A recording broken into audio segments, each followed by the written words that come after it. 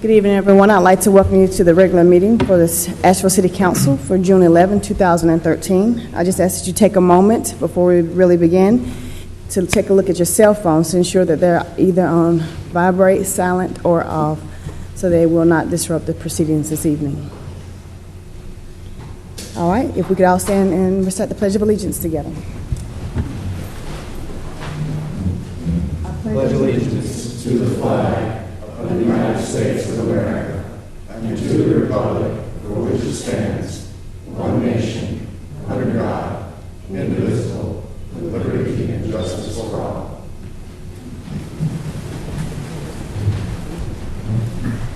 Tonight's invocation will be given by Councilman Davis. Thank you, Mayor. For those of you who will, bow your heads and pray with me. Father God, thank you so much for this beautiful day and the many blessings and your mercy that you've bestowed on us. I want to thank you for this beautiful time of year, the beautiful city that we live in, and the people that we're around. I want to thank you for those many blessings.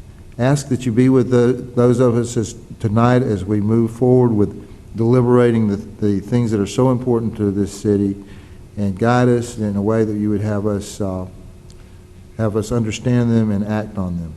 We also ask that you be with those public servants who protect us and keep us safe day to day, those in the military, our police, fire and rescue, and first responders. We ask these things in your name. Amen. Amen. Thank you so very much. Tonight we'll begin with several proclamations of good news that are happening, good things that are happening within our community. And the first is recognizing June 8th through June 22nd as Pollination Celebration Days, and Phyllis Stiles will receive this proclamation. And I'm going to ask Councilman Smith to give this because pollination leads to food, food leads to helping people survive, and that's something that Councilman Smith is always talking about. Surviving. That's it. He's all about people surviving, but the food policy council is... Not that any of the rest of us aren't. Okay, everybody get theirs in. Everybody cares about survival, but food is the big issue. Now, you brought something big, I just got this little thing. Yeah, we'll trade. Okay, all right. Well, thanks for the opportunity, Mayor. I appreciate it. You're welcome.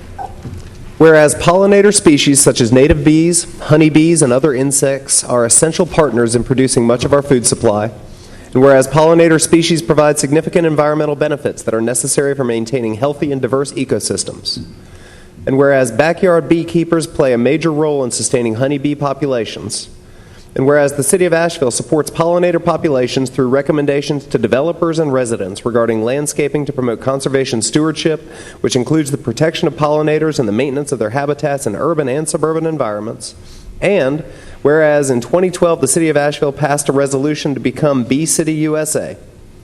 Now therefore, Terry Bellamy, Mayor of the City of Asheville, does hereby proclaim June 8th through the 22nd, 2013 as Pollination Celebration Days. Thank you. That is wonderful. Thank you so much, and I'd like to present City Council with something. As long as it's not a bunch of bees, I'm okay. Actually, hope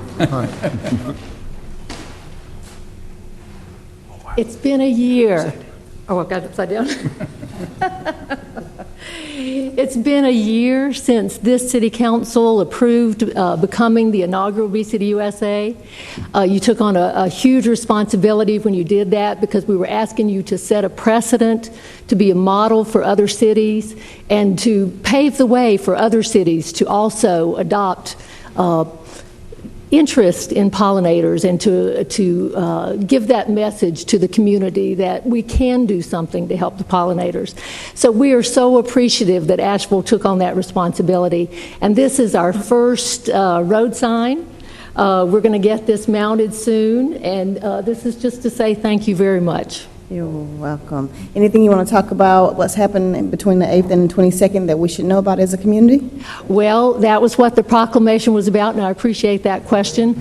This is our first pollination celebration, and we have an enormous schedule that represents the partnership that we have here in Asheville with all kinds of organizations, with all kinds of corporations, educational, entertaining events for kids and adults, and it's all at bcityusa.org. ashevillepride.org. It starts this Friday with an event at Ingalls. We're going to kick off scavenger hunts for kids to find foods that are pollinated by bees, and we'll have some real live bees there too. And then the other thing for kids on Friday is at the Asheville Brew and View. We're going to have the Bee Movie playing for 7 days, and it just continues until the next Saturday. So we hope you'll all come out and enjoy that with us. All right, thank you very much.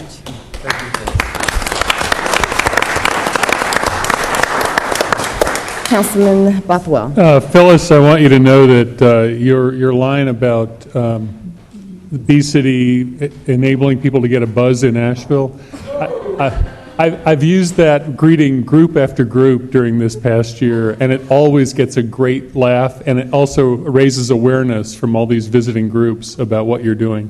So thank you.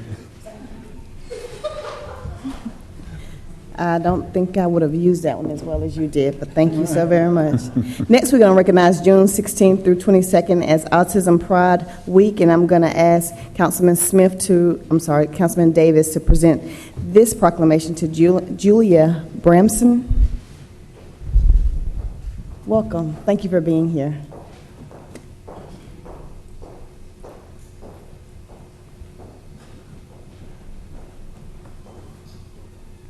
Thank you for being here, and thank you for Mayor for doing this proclamation. As most of or many of us know in the room, that autism affects a lot more people than we think it does, and it's just a very important thing that we recognize that, and we appreciate you being here to receive the proclamation.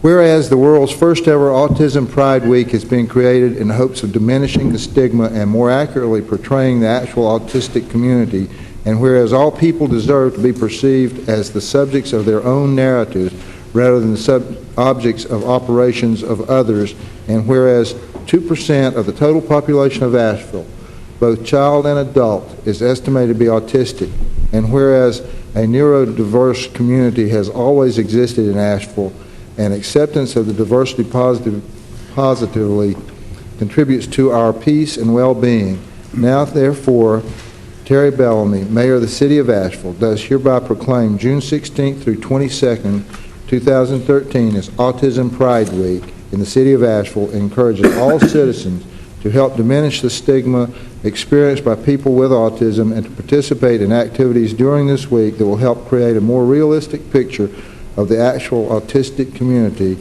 In witness wherefore, she has set her seal on the City of Asheville, North Carolina, to be affixed this 11th day of June 2013. There's the proclamation. Thank you so much. If you'd like to say a few words. Well, in the interest of brevity, I would just want to say thank you to all of you and direct you to check out the website at www.autismprideweek.org. And I hope you all can join us. Thank you so very much. Thank you.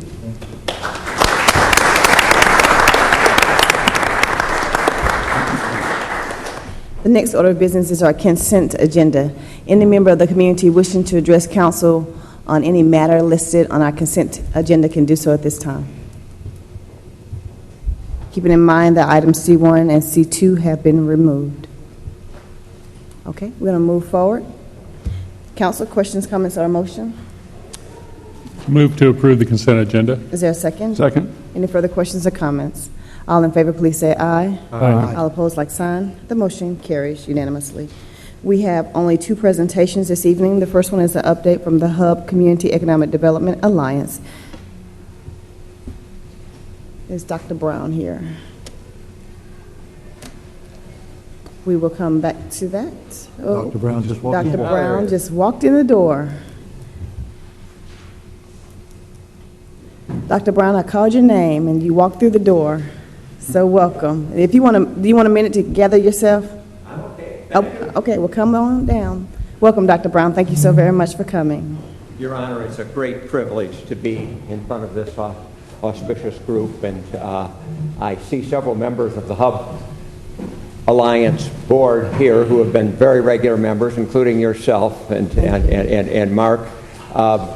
You have my report, and I'm glad to answer any questions. We feel we are working very well with the EDC, with the other development groups in the area, such as Advantage West. Our emphasis for this year has been upon integrative health, upon climate and jobs generated in the climate area. We feel that we are thinking about way in the future, like 10 years out, anticipating good jobs for the citizens of Asheville, and because it's an Asheville-Buncombe County operation, Asheville and Buncombe County. We appreciate the conscientious appointments that you've made to our board, and I see many who have been affiliated with it, including Gordon, for example, who served for a number of years on our board as well. Jeff, scared you might want to start heading this way. So I'll stop there and to say things are going well. We're not asking for any money. We have no budget. And we're, I think, one of the ideal kinds of public purpose operations operating out of the, for the interests of the people and out of the volunteerism of the people who serve on the board and are serving the board. Okay. Well, thank you, Dr. Brown. And I would like to say, because this is my last time having the organization officially appear before me, thank you for the leadership you've provided over the years. We appreciate your leadership in steering the group and making sure that the chairmen, because it rotates, have all the information that they need to be successful. And it's amazing that over the years how the number of individuals continue to stay around the table and collaborate when it comes to economic development. And we appreciate you being a driving force to that. You and Robin and Kate are really helping to make a big difference in our community when it comes to economic development. I think it's very important to note the relationship that you all are building with Raleigh, and how when the statewide group, I forgot the name of the initiative that meets on an annual basis, start looking at economic development, they came to Asheville to look at some of the models that we have and the cluster concepts that you all promote. And I think that's important. So thank you so very much for your leadership and all that you've done over the last few years working with the Hub. I'll turn it over to... Thank you for your service. Councilman Hahn, any others? Any I would just, I'm a relatively newer member of council. I'm going to soon have to stop saying that. It's a year and a half. But I have been an appointee by council to the Hub, and there is a period of transition. Folks at home and in the audience that might want to learn more about the Hub, you can go to today's agenda, click on the link, and there's a nice little description of the current status of the Hub. It's alive and well, Mayor. I'm honored to be part of it myself. I think that we're at a particularly important time of transition in this community, especially coming out of the recession, being able to think more creatively and more directly about opportunity and ways to create economy going forward. So the Hub is playing a great role in that, and I encourage citizens to come visit. The meetings are open to the public. Dr. Brown, it's third Thursday at 8:30 a.m., is that right? Third starting in September. Tuesday of each month at 8:30 in your Public Works conference room, except we do not meet in the summer and we do not meet in December. We have 8 meetings each year. So the next one is third Tuesday in September. Yeah, we're at the moment searching for the soul of Asheville and looking toward Asheville as a community of the future. And these are way out concepts, but they're important for us to be thinking about if we're going to have our children and their children be in the city that we want them to be in. Okay. Thank you so very much. Good. All right. Thank you. The next update will come from our legislative and water update, and Jeff Richardson will lead us through that. The Economic Development Coalition's update will come in September. Mr. Richardson. Yes, ma'am. Madam Mayor and members of the Asheville City Council, thank you so much for the continued opportunity for me to be with you this evening. It's my duty to come this evening and talk to you about our legislative and water update, and I will briefly go through the significant bills and or ratified actions that have taken place since the last time that I was before the council at the end of May. I start like I do every time with House Bill 488, which is to transfer control of the City of Asheville's water system to a regional entity. This became law on 5/14 with a temporary restraining order now in effect. And unless our city attorney, Bob Ost, has an update I'll turn it over to Bob. The one thing I would add to that, as council knows, is the temporary restraining order has been extended by consent to August 6th. And we're getting ready for the hearing on that. There has been change and update on House Bill 252, the Asheville transfers, which would be the repeal of the Sullivan Act amendments. That allows the city to use up to 5% of utility revenues. As noted on the slide, this order was enrolled on 6/4, ratified on June the 5th. And so it looks like that this will move into law, and that would prohibit the city to, in the future, to consider movement of any of the money from the utility revenue over to the general fund for these infrastructure improvements. House Bill 418, what we've been referring to as the CRA, the Cultural Recreation Authority Bill. This is continued to rest with the Senate Committee on State and Local Government. It's been there since May the 7th. The staff did look this afternoon and identify that these folks meet every Tuesday at noon. And so the next time that this committee will be in session will be a week from today, Tuesday at noon. And we'll continue to monitor to see if there is additional activity to move this forward. House Bill 224, ratified on 4/17, which would require the city to relinquish ETJ. We've previously reported this on a number of occasions. We continue to work with our county government to make sure that we're in compliance with this.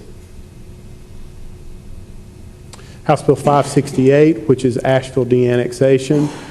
This is the bill that would basically de-annex property, including the Asheville Regional Airport. And it was referred to the Committee on Finance on 410, and then referred to the Committee on Government on 6/5. We'll continue to track this to see what ends up being the outcome with this. House Bill 708, and that's the study of public enterprise systems and the use of funds, referred to Senate Committee on Rules and Operations on 5/2, and this would prevent cities from transferring money from an enterprise fund to any other funds, specifically general funds. And we're continuing to watch this with interest. Since last time we've talked, we've been looking at what tax reform would look like.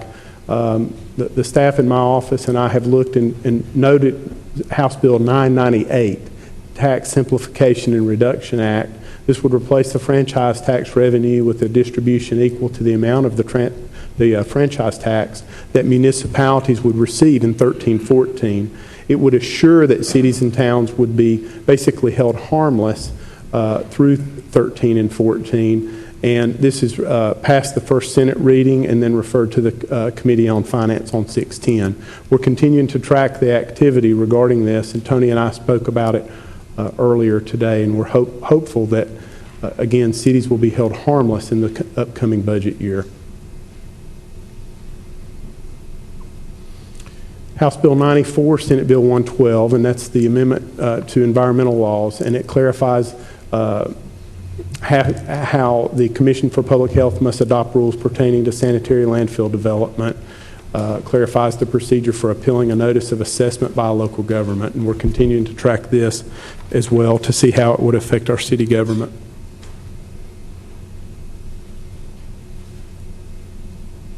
We had questions on this bill, I believe, from Councilmember Bothwell. This is Senate Bill 612, Regulatory Reform Act of 2013. And basically, Senate Bill 612 has broad regulatory scope, and it includes fast-tracking of stormwater permitting process, establishing minimum design criteria for sedimentation control. It prohibits local governments from establishing ordinances over fields more stringent than relevant state or federal regulation, and expanding groundwater pollution compliance boundaries to the edge of a private property. This is a pretty encompassing bill. We're continuing to study it, and we'll continue to keep council apprised of the activity. It was referred to the Regulatory Reform Committee on the 7th of May. Cell tower deployment Act, House Bill 664, further modified. It received a favorable report in the Senate Finance Committee this past Thursday, and this bill gives cities the authority to block wireless facility collocations due to the public safety and zoning considerations. The League of Municipalities has continued to work extensively with bill sponsors and the wireless industry on this bill, and there were modifications made in committee to conform to the bill's language. The modified bill will be heard in the full Senate this coming Tuesday. Local government regulatory reform, no change since I last brought this before the City Council on this bill. The House Bill 937, amending various firearm laws. If you'll note, that was withdrawn from committee and referred to the Committee on Judiciary on 610. And so we're continuing to track this to see where it ends up, and our law enforcement folks are doing that as well.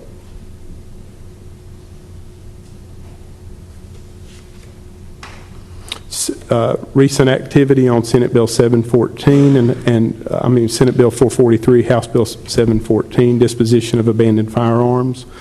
Again, placed on call for 6/12 of 13. Again, I spoke to the police chief about this today, and we're interested in continuing to track this to see how it affects cities and their ability to do away with firearms that are obtained through our police department's day-to-day activities.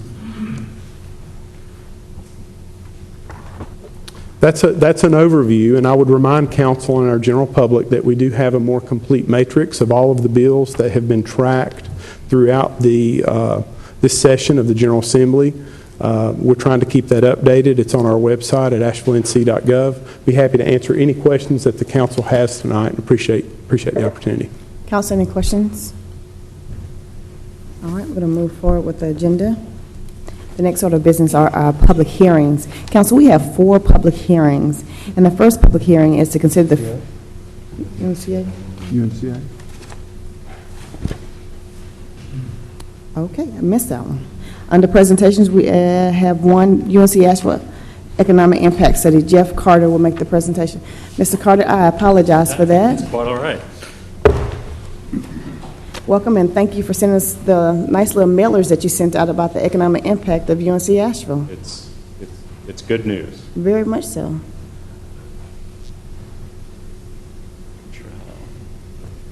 I put this up here as reference. I'm not going to refer to it too much during the presentation. I'll try to be quick because I know you have a heavy agenda ahead of you. I want to thank you, Mayor Bellamy and City Council, for allowing UNC Asheville to come today to talk to you about the economic impact study that we completed in April 2013. My name is Greg Carter. For you all who don't know me, I'm the Assistant Vice Chancellor for External Relations at UNC Asheville. I moved to Asheville in August of last year, and it is one of the happiest decisions I have made in a long time in my life. So I'm proud to be here in B-City, USA, as we announced earlier today.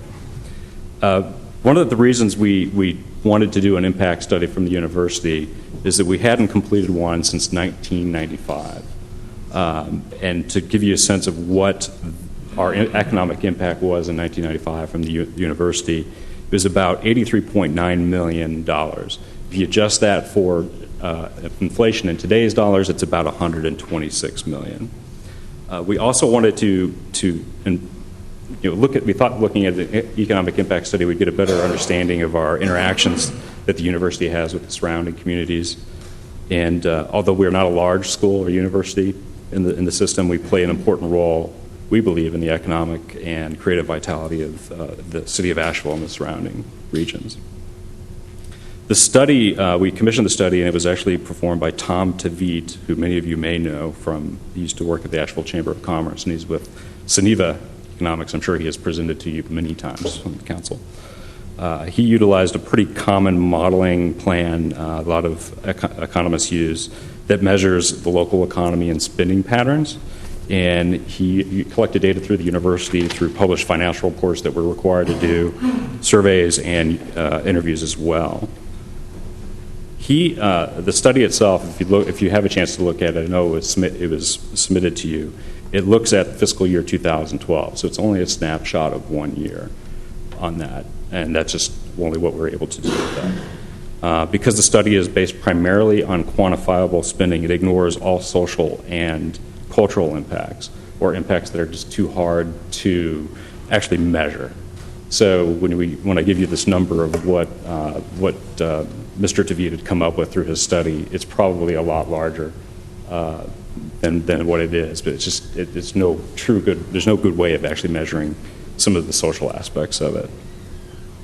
The results, and these are the finding highlights on there that are on the screen, but according to our study, the university impact on the Asheville regional area is about $268 million in economic impact. When we start looking at jobs and economic activity generated by UNC Asheville, it supports about almost about 2,600 jobs, and adds about $105.5 million in local income. About 1,800 of these jobs are local jobs that are off campus, and it's about, I think we estimated about a little over 400 in retail and the trade sector. The biggest economic impact from our university comes from our campus operations, which is not surprising. And it generated roughly $153.5 million in economic impact in the last fiscal year.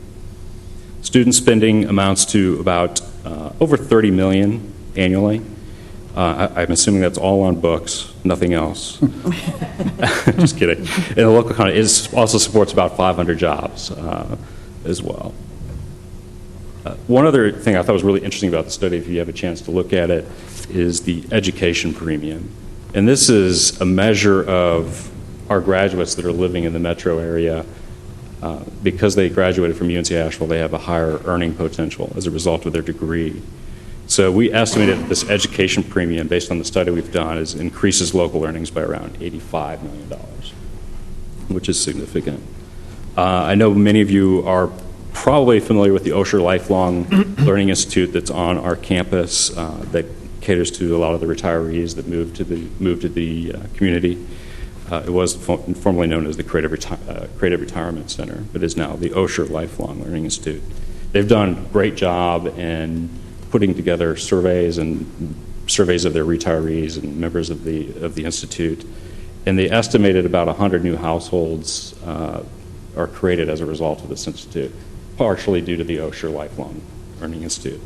It's a quality of life issue for retirees who move here. And that economic output we thought was around about $7.5 million generated just from the Osher Lifelong Institute. Obviously, we have a lot of athletics and other events that bring people to the town. That estimate came to about $4.5 million annually.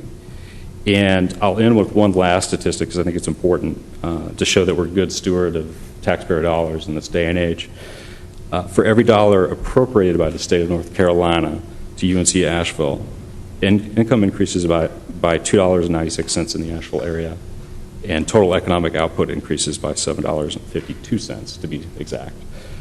I thought that was an important statistic to have in light of all the conversations on budgets these days and use of the taxpayer dollars.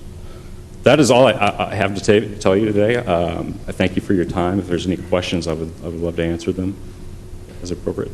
Okay. Well, thank you so very much for making the presentation. I think it's important for our community to know that UNC Asheville is truly integrated into our community. Over the last few years, under Chancellor Ponder's leadership, the university has worked really hard and really closely with the city of Asheville. We have a mutual agreement to make sure that we're sharing best practices, and I know our senior staff get together on a regular basis to look at how do we make sure that that's happening on an annual basis. So please give the Chancellor my regards.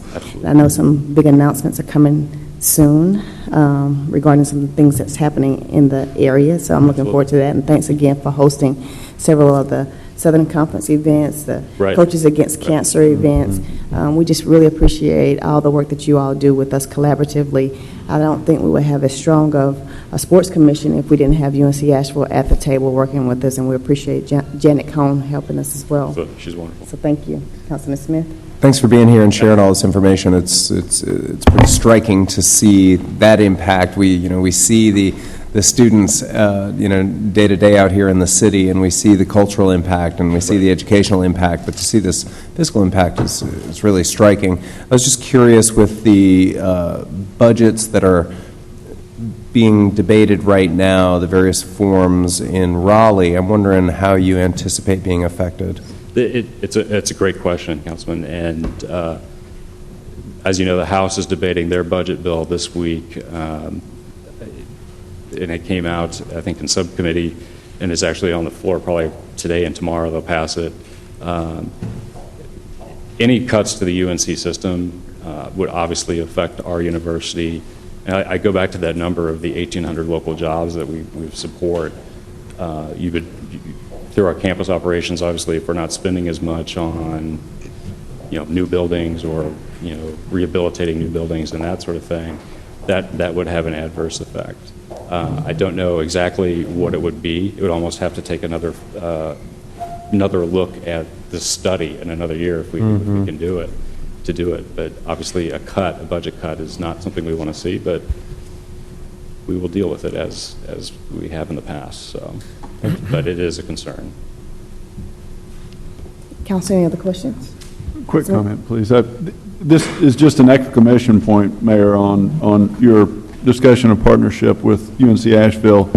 Late last week, it was announced that funding had been gathered to complete the remaining section of Greenway at the 575 Broadway site, otherwise known as the former Momentum site. And UNC Asheville Foundation, Greg and other staff at the university really provided just incredible leadership in assembling local funders, which include Riverlink, the City of Asheville, and UNCA Foundation, along with a significant federal grant to put together over $400,000 to get that public greenway achieved. And it's worth noting that when UNC Asheville began work on that, students stepped up. The student council stepped up and said, administration, will you add, was it $10 per? It was $10. $10 per student to the student fee structure for the current academic year to help fund and get that greenway done. So this is as broad-based an effort to build that kind of infrastructure in the city, and thanks to you guys for providing the leadership. Just an example of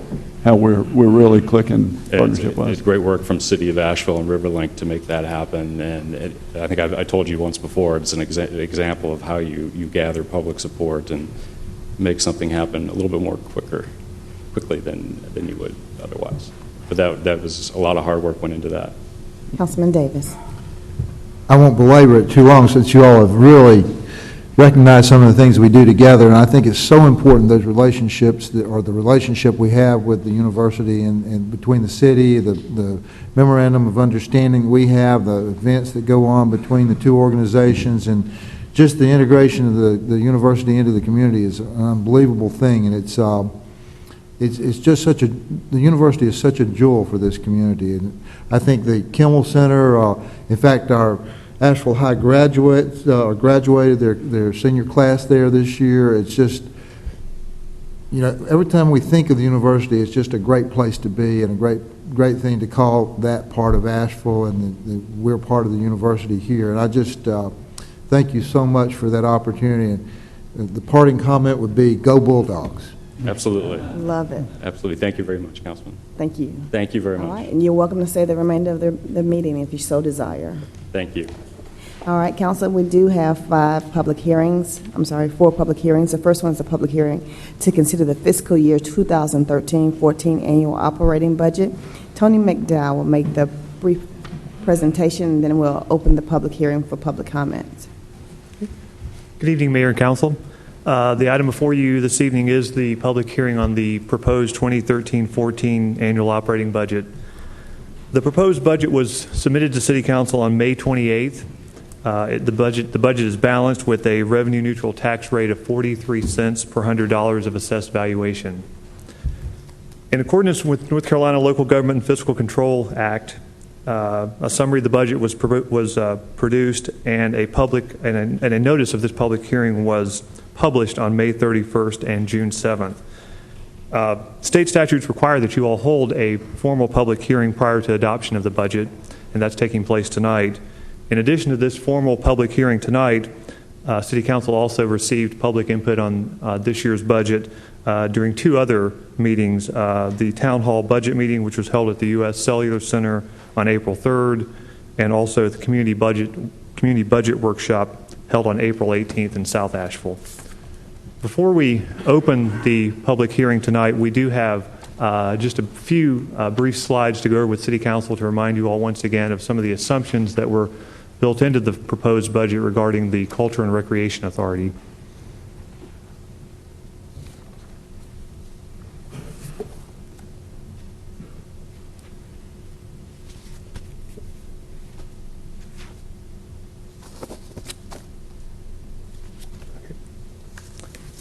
This first chart was presented to City Council at the May 17th budget work session, and Lauren Bradley during that meeting walked through three options or alternatives for including the impact of the Culture and Recreation Authority in the FY 2013-14 budget.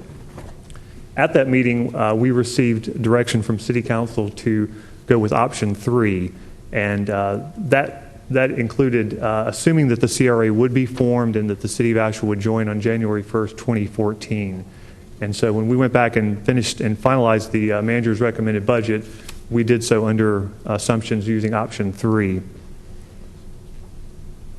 And what that meant for the budget was that we were able to produce a 2014 budget that was balanced, assuming that the CRA happened January 1st, produced about $2.5 million in savings in the general fund operating budget for FY14. Staff used $1.5 million of that savings to balance the operating budget. The remaining $1 million was set aside in contingency for possible capital or one-time expenses that we would bring before council during the second half of FY 2014. The impact on the capital side of that decision was that it allowed us for the 5-year capital improvement program to begin the Community and Economic Development CIP. That CIP includes $11.6 million in projects for next fiscal year. Those projects would be funded with the issuance of debt, with those debt payments scheduled to begin in FY 2014-15. It also allowed us, beginning not next fiscal year, but the fiscal year after, to add approximately $1 million annually in our pay-as-you-go CIP. As Jeff indicated during his presentation, the bill related to the CRA has not moved forward yet in the General Assembly. So this slide outlines for you if the CRA doesn't happen and the City of Asheville does not join on January 1st, what are the possible budget repercussions of that? On the operating budget side, and again, this goes back to option 1 that Ms. Bradley presented back in May, it would produce a $1.5 million budget gap in next fiscal year, which at that time Ms. Bradley indicated we would address that gap either through a 1-cent tax increase or further or service reductions in the general fund. On the capital improvement side of the budget, and this relates to option 2 that she discussed, if council desired to implement a community and economic development CIP, it would require a 2-cent tax rate increase in FY 2014-15 in order to fund the debt service on those projects. And it would also require a 1-cent tax rate increase if council wanted to enhance the pay-as-you-go CIP.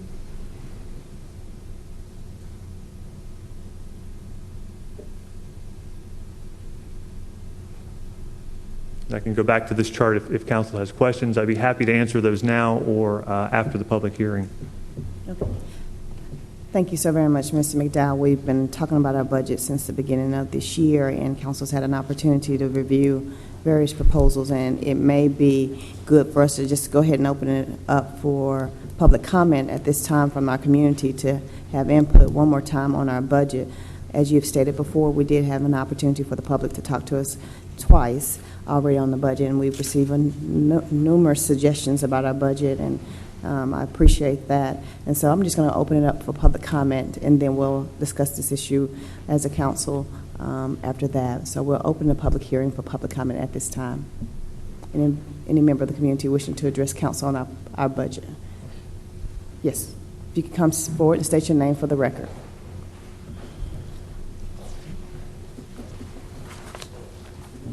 Yes, Madam Mayor, my name is John Mile. I'm a resident of the city of Asheville and council. I'd like to take us back. First of all, I'd like to say Tony McDowell is probably one of the most dedicated public servants I ever had the pleasure of working with here. And I'm sure that the reason you have a budget is due in no small part to his hard work. Tony mentioned the April 3rd meeting at the Civic Center. I'd like to, for the benefit of the council and the public, take you back 8 weeks ago. The fiscal sky was falling. We heard at the Civic Center that day that we might have to close a fire substation. We might have to stop or seriously curtail police overtime, which I thought was laughable at the time. We could ask the city of Boston how much control anyone really has over when the police have to work overtime. We were told that we would have to close parks, swimming pools, do away with Little League. It was a draconian budget, and it was very frightening. You fast forward a few weeks, and basically the message the public has had in the media and from council is that, well, it's not as bad as we thought. A penny is going to do it. I would argue for your benefit that we are not looking, although it meets all the criteria of a local government commission definition of revenue neutral, this budget is anything but neutral. Let me take you through my analysis of those numbers. We have a 1 cent tax increase. We also now have a new fee for sanitation solid waste pickup to go along with recycling. And according to your own budget figures, a penny on the tax rate yields about $1.1 million. If that's true, then the new revenue coming in from the new solid waste pickup fee is worth another $1 million. So it's another penny on the tax rate. We didn't call it a tax, we call it a fee. So again, council carefully meets the criteria of revenue neutral established by the local government commission. The problem, however, is the parks part of this. Council is going to hold on to the roughly 7 cents of the tax rate that would otherwise be dedicated to operation of the parks. And as a county and city resident, I will be paying a higher county tax rate to support whatever programming comes out of that. By my estimation, we are looking, and this is irrespective of what the county impact is on me as a taxpayer, the city's rate and fees represent actually a 9-cent increase over on the tax rate, if we called it what it is, call it a tax, rather than 1 cent. So rather than being about a 9% increase, we're looking at about a, pardon me, I've lost my numbers, about a 21.4% increase. The last thing I'd note about the budget for your further consideration is I had the pleasure of hearing Mr. Jackson Friday morning at the SIBO breakfast meeting. He did a great job explaining this. I think it was very clear to everyone what's happened and why we have to do this. And I think the vast majority of folks in this town do not disagree that a tax increase was probably inevitable. But the problem that I have with that is that $2 million is going out the door to the Arts Museum. I think this is the wrong time to consider an appropriation like that in a budget that's otherwise strangling taxpayers. Thank you for your time. All right, thank you. Yes. Will you just state your name for the record? My name is Saul Chase, and I'm a resident of the city of Asheville. The capital improvement budget presents a good snapshot of what the city council has in mind for the future of Asheville. Mayor Bellamy, members of the city council, the capital improvement budget does not present a pretty picture. The previous speaker already mentioned the $2 million allocation for the Asheville Art Museum. The capital improvement budget also includes $6 million this year and $6 million next year for 2 parking decks downtown. Let's compare that to the allocation for streets. Over the course of that time, the street resurfacing will receive approximately $1.5 million over 2 years. Sidewalk maintenance will receive $1.1 million over 2 years. New sidewalks will receive approximately $1.1 million. The traffic safety and pedestrian improvements will receive $70,000. So the total for all of these over 2 years is about $3.4 million, compared to the $14 million we have for 2 downtown city parking decks and the Asheville Art Museum. That's over 4 times the funding for the parking decks for those projects compared to improving our streets and sidewalks. There's an implicit bargain between city residents and their city government. That is that the residents, the businesses in the city will pay the property taxes, and the city government will take care of the basic services. Instead, the bargain in Asheville seems to be we pay the property taxes, and the Asheville city government allocates that money to downtown projects. And the bulk,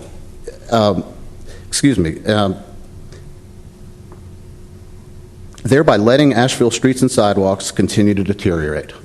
Our great city and its citizens deserve better than that. All of you have said that you care about the well-being of the city of Asheville.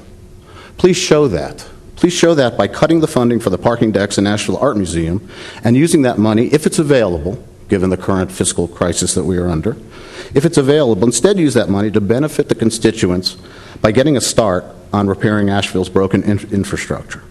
If you support these allocations for downtown, it's yet another fiscal slap in the face to the property taxpayers of the city of Asheville.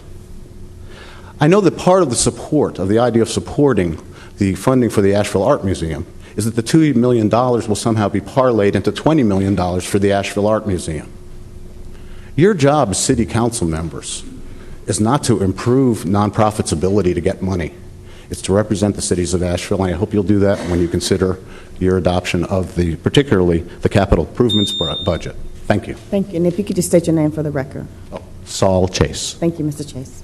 Next. Yes. Ron, we'll get you next. Good evening, Madam Mayor and City Council. My name is Timothy Sadler. I want to echo John Mile and Saul Chase's sentiments. It is gone on too long that the city of Asheville favor tourism over the citizens here, and we need to start putting the citizens first. That's all. Okay. Thank you. Yes, sir.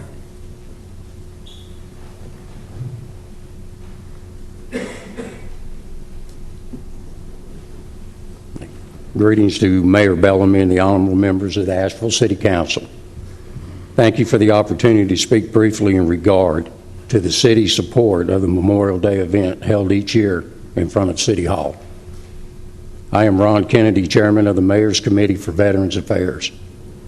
I am a veteran of the United States Army and the past commander for American Legion Post 526, and currently am District Vice Commander of District 24.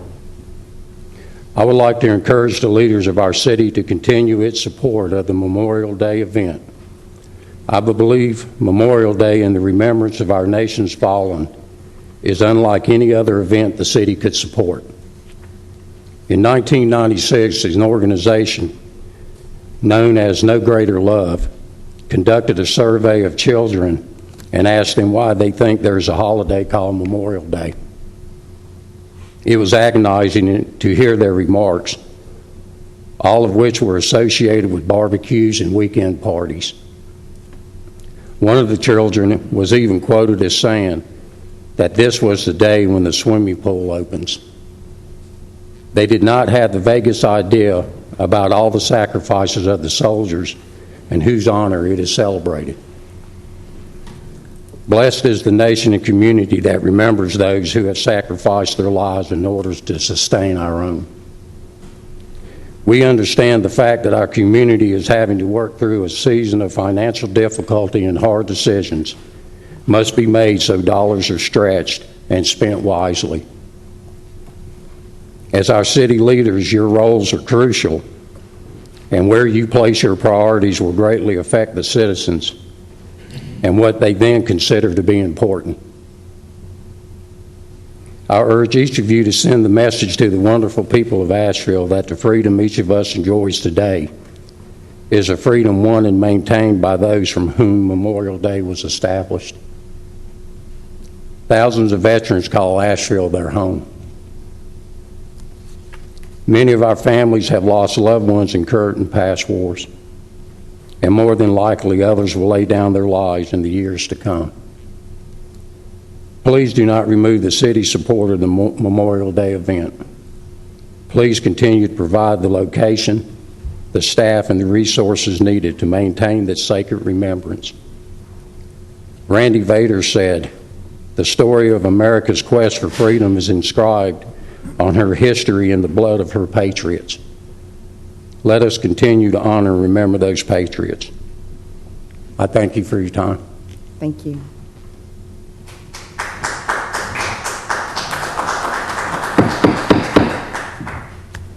All right. Any other members of the community wishing to address council? Yes.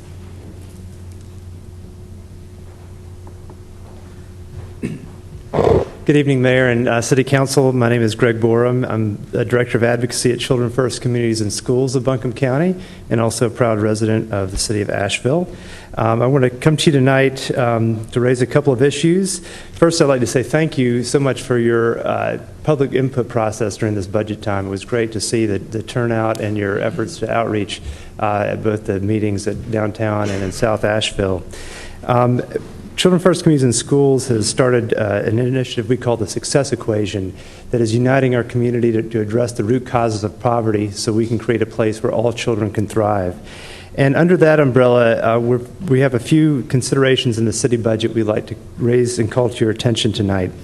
We believe that city budgets are not just about infrastructure, roads, and sidewalks, but they're also about elevating the people of this community and especially our children. As you probably recall, we've sent you about 100 petitions from folks around the community, 100 petition signatures supporting the maintenance of the transit system of its current routes, and that was one thing that was presented early on at the hearing at the U.S. Cellular Center that might be cut.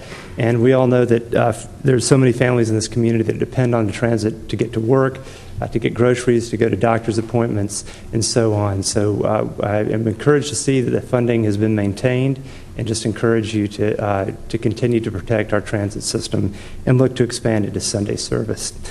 Secondly, the Affordable Housing Trust Fund is another issue that we are very concerned about. We're glad to see that it looks like there'll be additional funds dedicated to that in the upcoming budget. Affordable housing is a key issue in Asheville and Buncombe County. A new study that came out says that a working parent would need to work 82 hours a week at minimum wage to afford a modest two-bedroom house or apartment in Asheville. Folks who live in this city, live and work in the city, should be able to afford to live in the city. So building more affordable housing is key. So please maintain your support for the Housing Trust Fund and expand it if you can. And then finally, a quick disclaimer: as an employee of Children First Communities and Schools, we do receive funding from the city and the city budget, along with several other nonprofits that serve children and families in our community, like the Homeward Bound of Asheville, the Housing Authority Youthful Hand Program, Green Opportunities, Child Abuse Prevention Services, the YWC of Asheville. All of these programs and nonprofits work to meet the needs of children and families struggling in our community. And I know that funding is tight and that a lot of this funding is not available this year. We just want to call that to the public's attention and hope that you'll work with us as nonprofits in future years to meet those needs. Thank you so much. Thank you.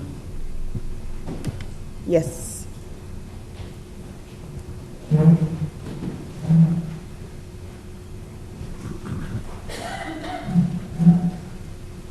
Hi, I'm Alan Ditmore of Leicester. I'm glad nonprofit funding was just mentioned, because the last time I brought it up, I seemed to get an implication, a denial that the city funded nonprofits. If the city's going to fund nonprofits, Planned Parenthood needs to top the list. Also, the general principle for all levels of government is that contraception funding needs to be 10% of child care funding. If you're going to insist on zero funding contraception, then 10 times 0 is 0. That would imply lukewarm support on my part for zero funding. Splashville, the schools, most of the community center functions, playgrounds, and every other of the myriad child care funding functions that are that are in 100 parts of the budget. Fortunately, though, the family planning funding isn't zero. It just doesn't have its own line item because it's in the employee health coverage. It's buried in the employee health coverage, and it doesn't have its own line item, so I can't really tell what it is. But it's not zero, which means 10 times whatever it is gives you some sort of child care budget, some sort of legitimate child care budget. I think the most flagrant waste I see in Asheville is the traffic calming. There was a very, very cheap traffic calming a few years back on River Road before you paved it over. It was just hadn't been paved in a long time, and it was lumpy from a lot of trucks and a lot of potholes that were then patched. And all these pothole patches and trucks made the road lumpy, and then because it was lumpy, all the cars went slow. And this was negative cost. This was traffic calming at a huge negative cost. And yet you're spending millions on consultants and traffic islands and all sorts of other sort of newfangled ways when benign neglect, produces the same effect for free. Thank you. Anyone else? Anyone else wishing to address council on the budget? Yes, sir. If you could just come forward and state your name for the record.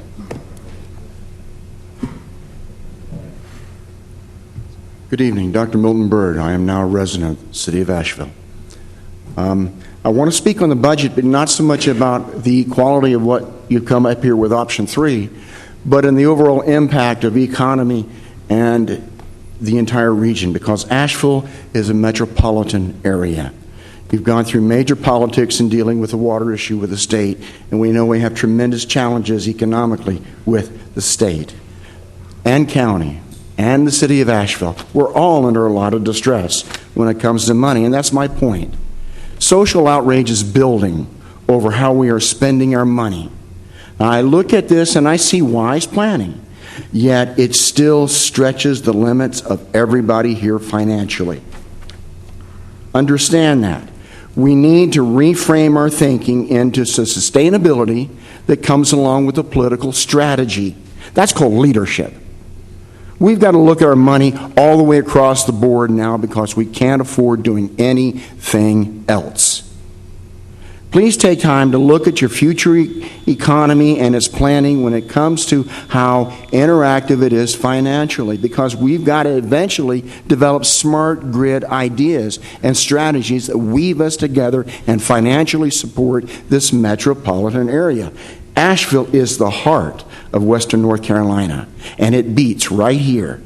But if it's not economically balanced, the people are socially outraged because of economic distresses, you'll have a heart attack, using those metaphors. Point blank, you've made tremendous steps to be revenue neutral, but that's not good enough. We've got next year's budget's coming, and it's going to be tougher than now. 2 years, 3 years, we know how the state money and federal money returns to local governance, and it's going to get harder, not easier. So please, as you are settling this budget here and now, realize next year you begin a different direction. How do you do that is what I'm asking you. Thank you very much. Thank you. Anyone else? No other speakers? All right, we'll close the public hearing to public comment. Council, any questions or comments? We will not take a motion on this. That will happen in 2 weeks. But any comments from council? Councilman Hunt. Mayor, as you pointed out, 2 weeks from now is when we must approve a final budget. The state law says we have to do that before June 30th. Folks that have read the paper in recent days understand that the CRA, the Cultural and Recreation Authority that might be implemented at the county level is very much in question. We know that the legislation has gone nowhere for a month and 3 days now, I think, if I'm counting correctly. And my frank assessment, based on observations in some discussions, Mayor, is that it's highly unlikely now that the Culture and Recreation Authority impact on our budget will come true. We have a manager's budget. It's attached to the agenda that folks have been able to look at. It is built around the assumption that would be part of our budget. I think that today it's important that we direct the city manager to prepare for a different alternative. Coming out of the recession now,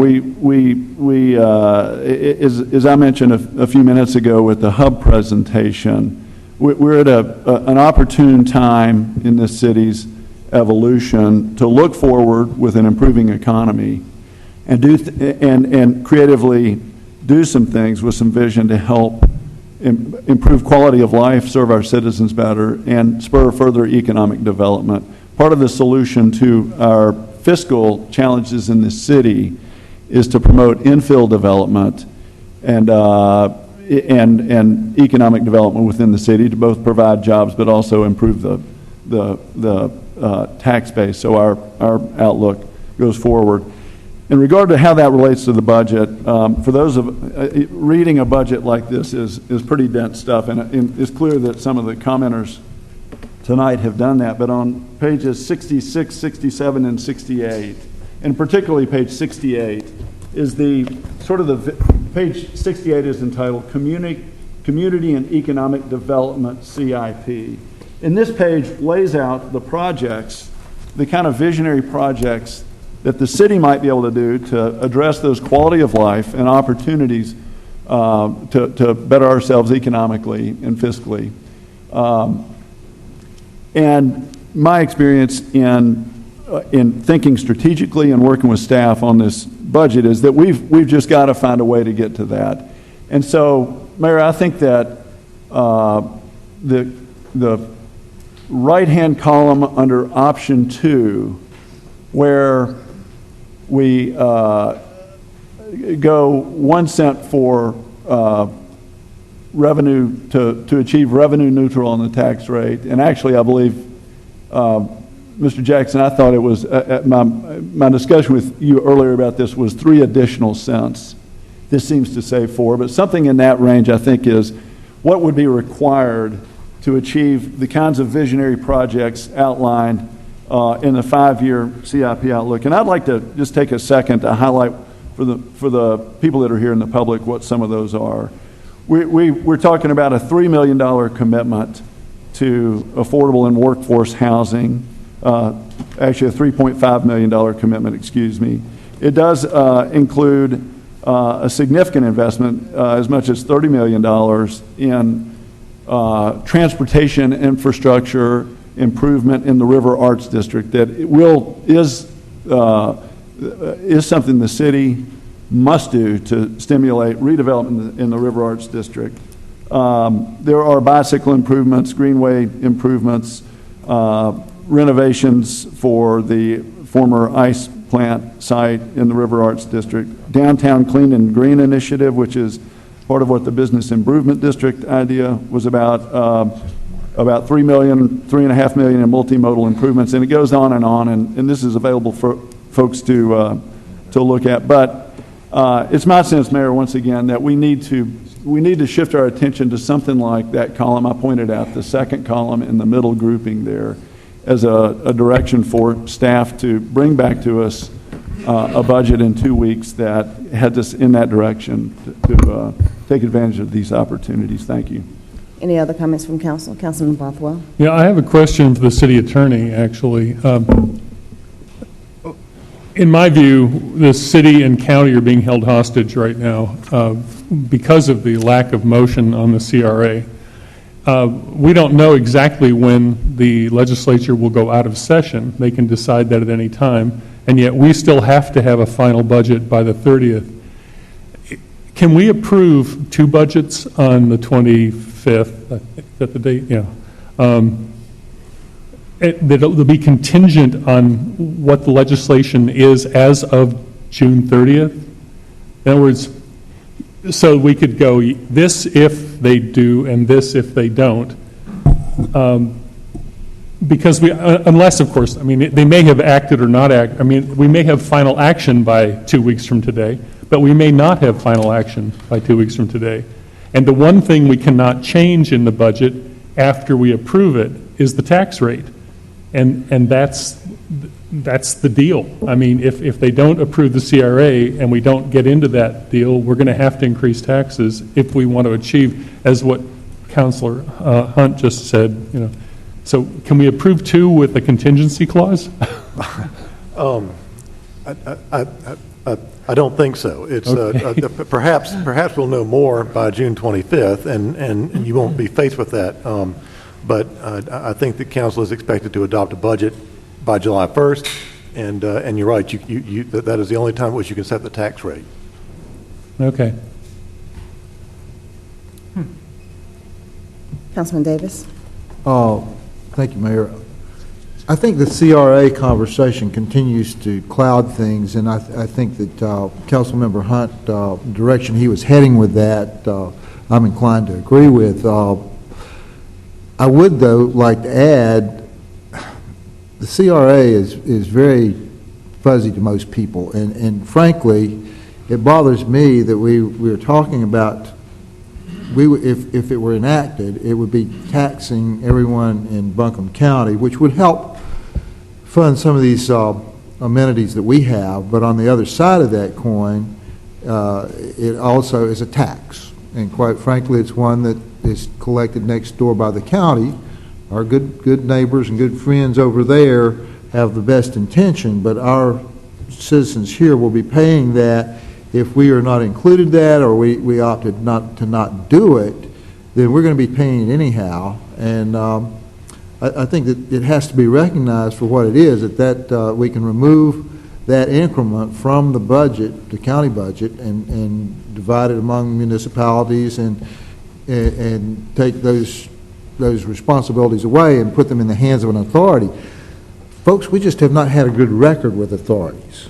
And I'm a bit worried about doing that. One, the level of service that we would expect, and there's been too little talk about that, and more talk about the actual less talk about the implementation and just to talk about the funding of such a thing. And I don't think if most citizens were aware that this is just it's not a tax decrease on the city or county's part. The people are going to be paying the rate, and you're just moving it to a non-elected body. So I have some real concerns with it should it happen, and I'm not sure that that's holding the city harmless as we were told it would do. So I'm inclined to agree with Councilmember Hunt on the option 2. I think there's a time when you have to step up to it and say, folks, we have responsibilities. We have to pay for those things, and these are things that people want. We heard that clearly spoken. Now, I heard talk of 2 parking garages. That's not true. And quite frankly, we need to get our facts straight. There is some opportunity to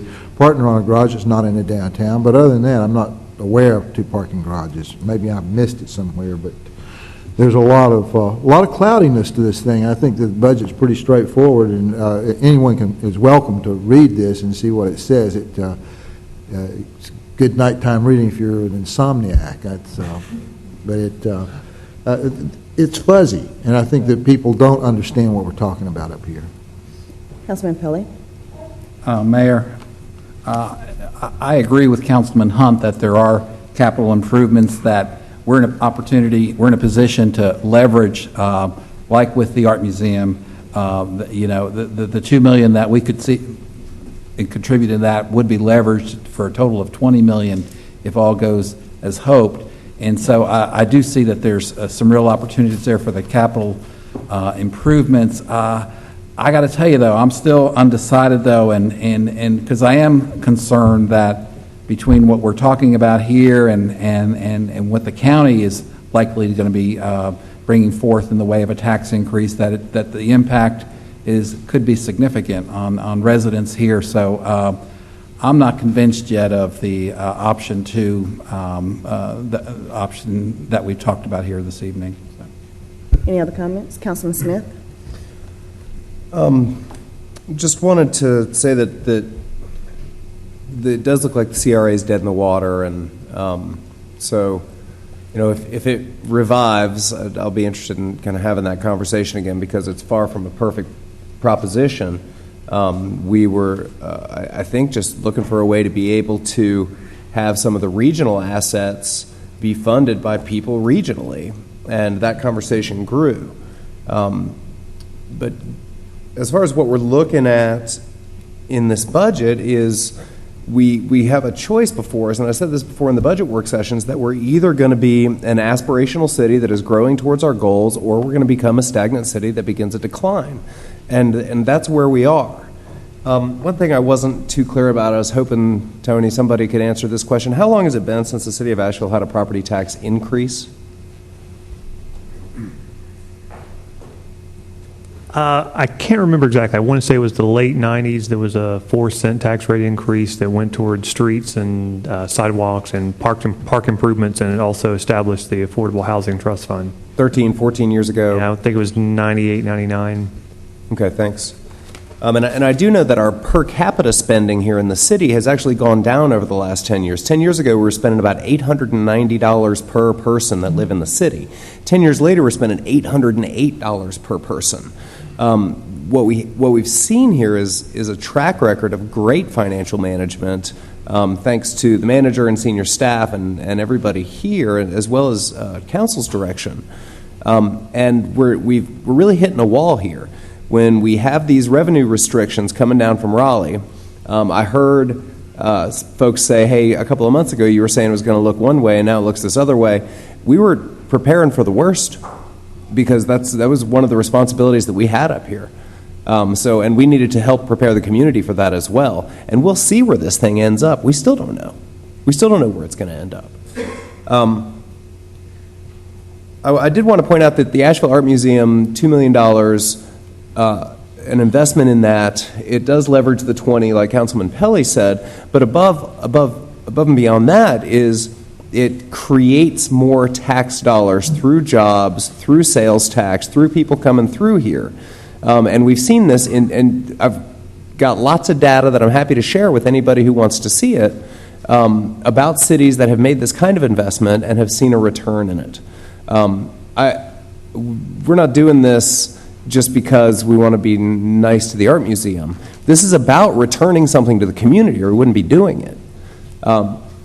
There's also River Arts District redevelopment that is going to be able to grow our tax base, and South Slope redevelopment, so we can increase overall revenue for operating and capital and get to some of these goals that I believe that council shares here. Getting that road resurfacing schedule to a place of sanity, and being able to get to Sunday service with our transit. A couple things that being able to expand now does is it does increase the funding for sidewalks. We're about to do an enormous Hendersonville Road project in cooperation with the NCDOT. It's going to be a game changer for South Asheville. We are going to be able to get closer to fully funding that Affordable Housing Trust Fund, and we're going to be able to stay neutral on transit, even though we're seeing a cut on that from the state. So we're going to be able to maintain that service where it is. I rode the bus in today for a meeting, and I was on the bus, and there were at least a half dozen people who were on that bus on their way to work. And it's obvious to me what service that provides, and that is one of our core services. So I'll look forward to seeing what happens at the General Assembly level, but I would urge everyone to kind of keep their minds open and recognize that we are at a turning point as a city with this budget. Councilman Bothwell. Pursuant to what Councilman Davis pointed out,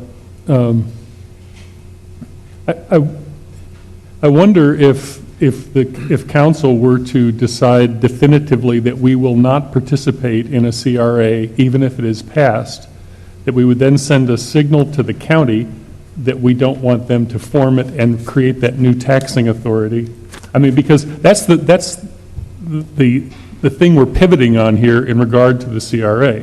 If we increase taxes in order to afford to continue with option 2, right-hand column, I guess it is, and the county also forms the CRA and also imposes that new taxing authority, we're contributing to a really big bump up in taxes.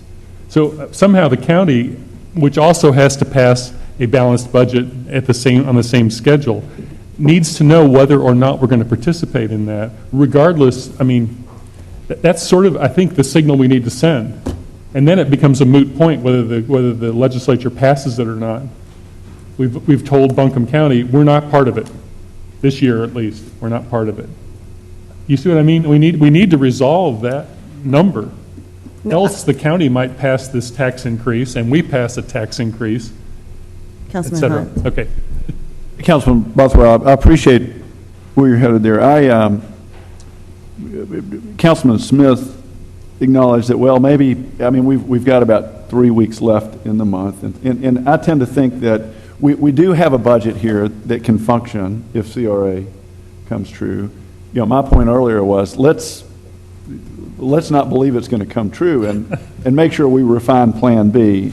And so I kind of feel like we do have the ability to flex and go either way when we approve a budget 2 weeks from tonight. I would say that I think I would stop short of feeling that we should suggest to the county what they do or not do. There may be a good scenario for them where the CRA comes true for them to have an authority that perhaps we're not part of. And so I'm not sure it's our place to try to suggest whether a CRA is in effect or not from the county. I'd like to back up just a little bit, and there were a couple of public statements that I would just like to add perspective on. One is... I am going to go through all those so that none get lost. Okay. Because I think it's important to get questions answered because there was some information that wasn't accurate. So I want to make sure those questions, so all of them are done. I want to do that in order. But okay, we'll do, if you'll give me a chance to address them if what you described isn't as complete as what I might have said. But so I'll hold off on that, Mayor. Thank you. Before we leave the CRA, I think I'm in the opposite position. I would love for us to look at collaborating with the county only because when it was referred to about our earlier meeting in April, talking about the work session, there are some realities that we haven't talked about or highlighted tonight in that there is a regional impact on some of the items that were discussed in going into the CRA. And when we look at the Nature Center, all of the residents of the city of Asheville are not the only ones who attend the Nature Center, but the residents of the city of Asheville pay for it. All of the residents of the city of Asheville are not the only ones who attend and enjoy the ball field at the Asheville Tourist location, but the city of Asheville residents pay for it. The John B. Lewis soccer field, the city of Asheville residents pay for it. And of course we had the help with the chamber on that particular venue, but when we look at what the CRA was intended to do, according to Representative Ramsey, it was to take those regional assets to get regional help to pay for them. And I understand we've had issues with authorities, and I don't support our water being given to authority, just going to put that out there again.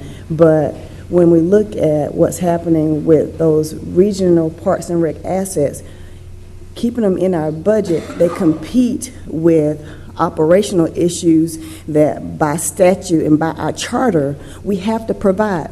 There's no way we're going to get out of providing public safety. Public safety is 47.1% of our overall budget.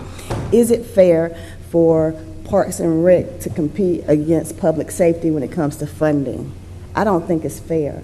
So looking at the regional issue and how those park issues should be addressed, paid for by people, not only in the city of Asheville, I don't think that's wrong for us to ask our county commissioners to include, and we can give a list, we can put the specifics of the ones that we want in the authority, but to say, no, it's not going to happen, no, we don't want to be a part of it, that's when it doesn't become fair to the citizens of Asheville, because right now they're shouldering the whole load by themselves.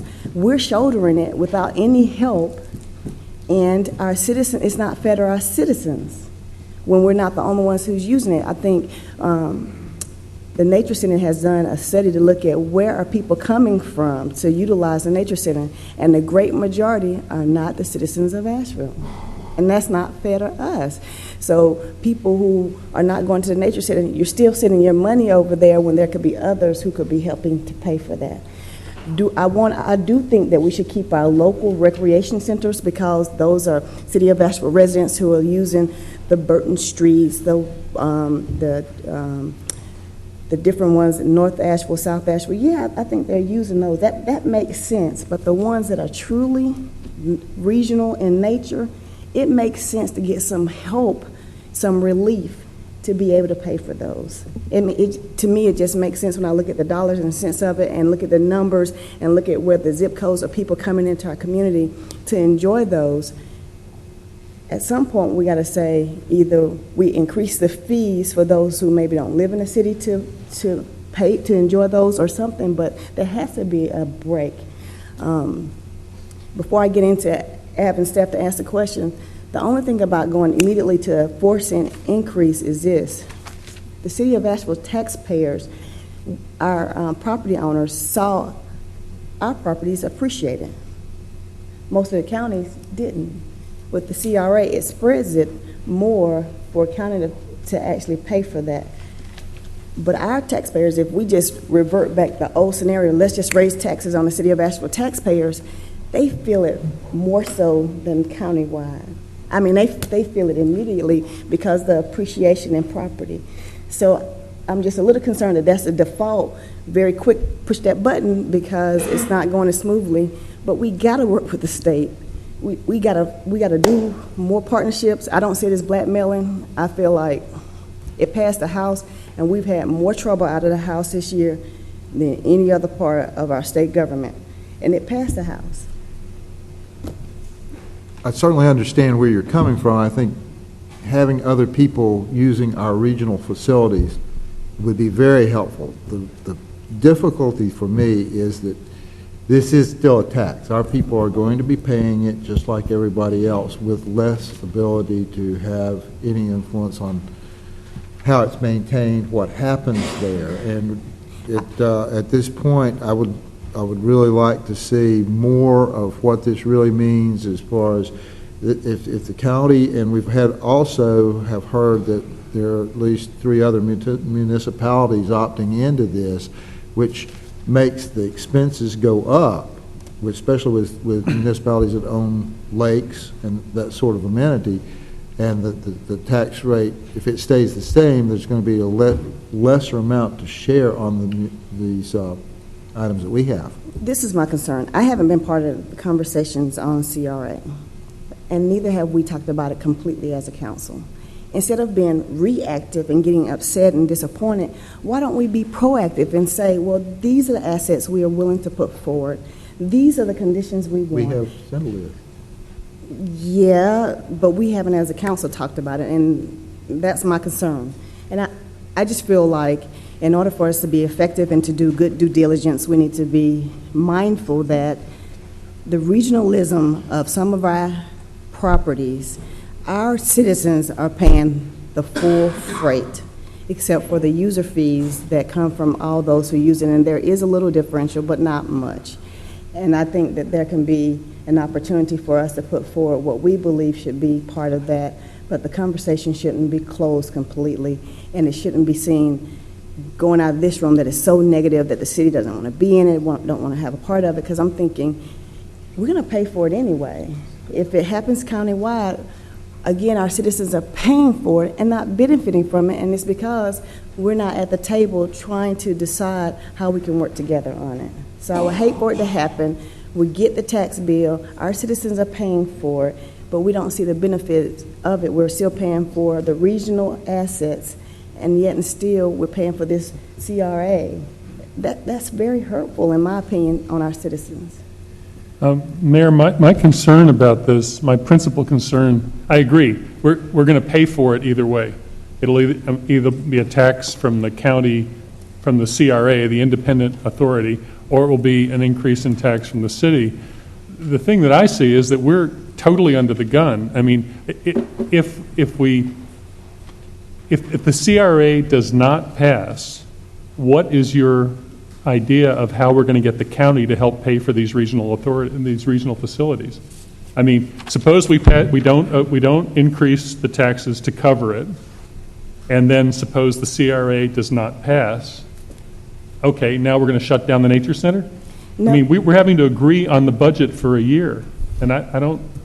What would pressure the county to help us pay for the nature center, to help us pay for the soccer fields, absent the CRA, and if we don't pass an increase in taxes. And I don't see it as pressure to county, and I don't see why they would come to the table under pressure either way. So I wouldn't say it was pressure, but I do think that it's important for us to point out a couple of things. One, the budget as it's presented takes in consideration if the CRA was to happen January 1, 2014, not July 1, 2013. So we do have some time. Two, the budget as presented today takes in, Mr. McDowell, I'm going to pull you to the front, and I want to be accurate in my statements, and I'm open to be corrected. The aspirational part of our budget is the part that would not be funded, not the ongoing operations. Am I not correct? Tell me how that works. I just want to be clear. The aspirational being the Community and Economic Development CIP? Right. Well, I think the current budget assumes that the CRA would happen on January 1st, and thus, beginning in fiscal year 2014-15, we would have the full impact of that, and that would allow us to pay the debt service on those projects that we were contemplating for this year in the ED CIP. Does that answer your question? It does. So basically, it's not until 14-15 that we really feel like the CR didn't work. The money's not there. So your scenario of it won't work and we'll have a shortfall, that's not the case based upon what I'm hearing. So I think having an opportunity to continue to work with our county commissioners, thank you, Mr. McDonald, work with our county commissioners, work with our state legislators, and not just completely close the door, because if the county's increasing, the city's increasing, and they have the CRA, our residents who saw an appreciation in tax value, they're the ones who are hurting, especially if we don't get to be a part of the CRA, if we don't do our part. Just try to at least have the conversation. So as opposed to a resolution saying we don't want to be a part of the CRA, I think it'd be better to have a resolution saying we do want to be a part, and here are the regional assets that we want to have funded. I don't have a problem. And it doesn't have to be all of them.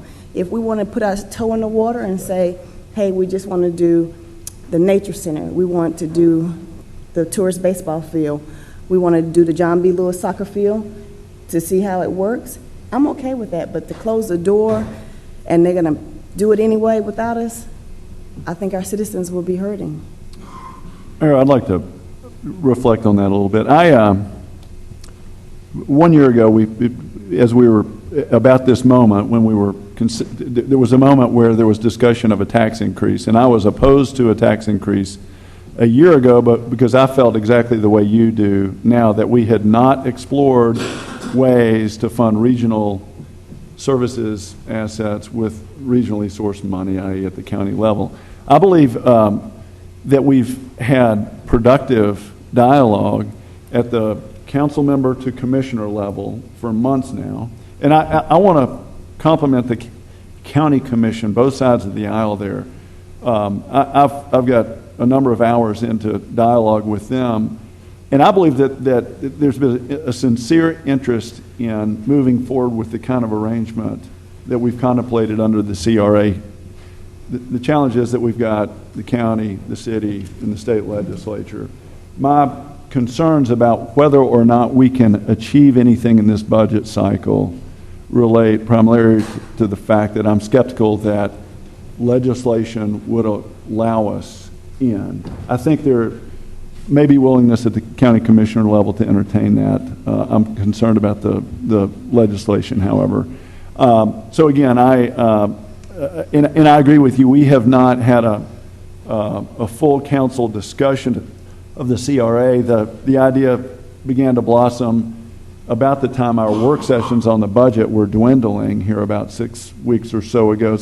But I do think that there have been good efforts among different council members reaching out to county commissioners. I know that the city manager has worked with the county manager to think through hypothetical scenarios. So, you know, and we have 2 weeks until we're scheduled to pass the budget. The legislature would be adjourning about then or within a few days after that. I think that we will know more about the potential for CRA at the legislative level between now and 2 weeks from now. And my only point is that I'm concerned that it won't come true despite our good efforts, despite county commissioners that have been very willing to look into that and honor our interest there. And so having a plan B ready is my primary point here. Thank you. Council, I'm going to go back to some of the questions that were presented tonight. Some of the issues that were brought forward, and then we'll wrap up and move forward. First, about the tax on the waste management. Ms. Ball, is that your question, or is that a question for Mr. McDowell on how's that working for us?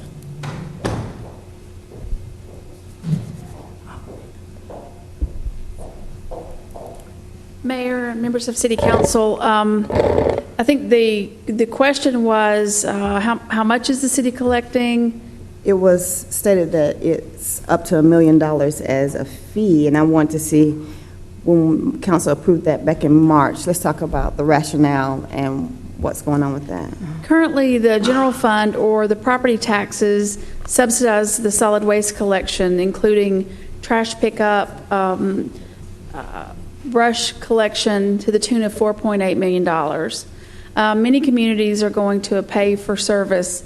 That service is provided, for the most part, just to residences in the city, not to commercial businesses in the city, but yet we're using that taxpayer money to do that. So we were transitioning from using property tax to having a fee type structure that tends to make the user actually pay the cost associated with that. We also wanted to develop an 8 to 10 year plan on being able to reduce what we were taking to the landfill, and that meant that we needed to be able to generate some revenue to be able to do that. So it is approximately, we have moved from charging $350 currently for recycling to charging the $350 plus an additional $350 for trash collection. So that's $7 for trash collection. The $750,000 of that would go into the general fund to offset the amount that the tax base is currently paying for the collection of solid waste. The remainder of that money would go into providing downtown recycling, as well as we're working on a joint project with the county to look at composting ability up at the landfill and adding some additional trash receptacles. We're also looking at more efficiently rerouting our trash vehicles to use less fuel and be more efficient. So approximately $1 million, with $250,000 of that being used to improve the services that we currently have, and then $750,000 of that going to offset the amount of money that's been paid by the general fund. Okay, and if we were rescind those fees, it would be basically as it is, and recycling would still be $350. Yes, and then we would need to be able to find an additional $750,000 in the budget. Okay, thank you very much. Next was Tony, just helping us through the language with the increase, that it's not 1 cent, it's 9 cents, as opposed to what's been presented. So let's talk through this.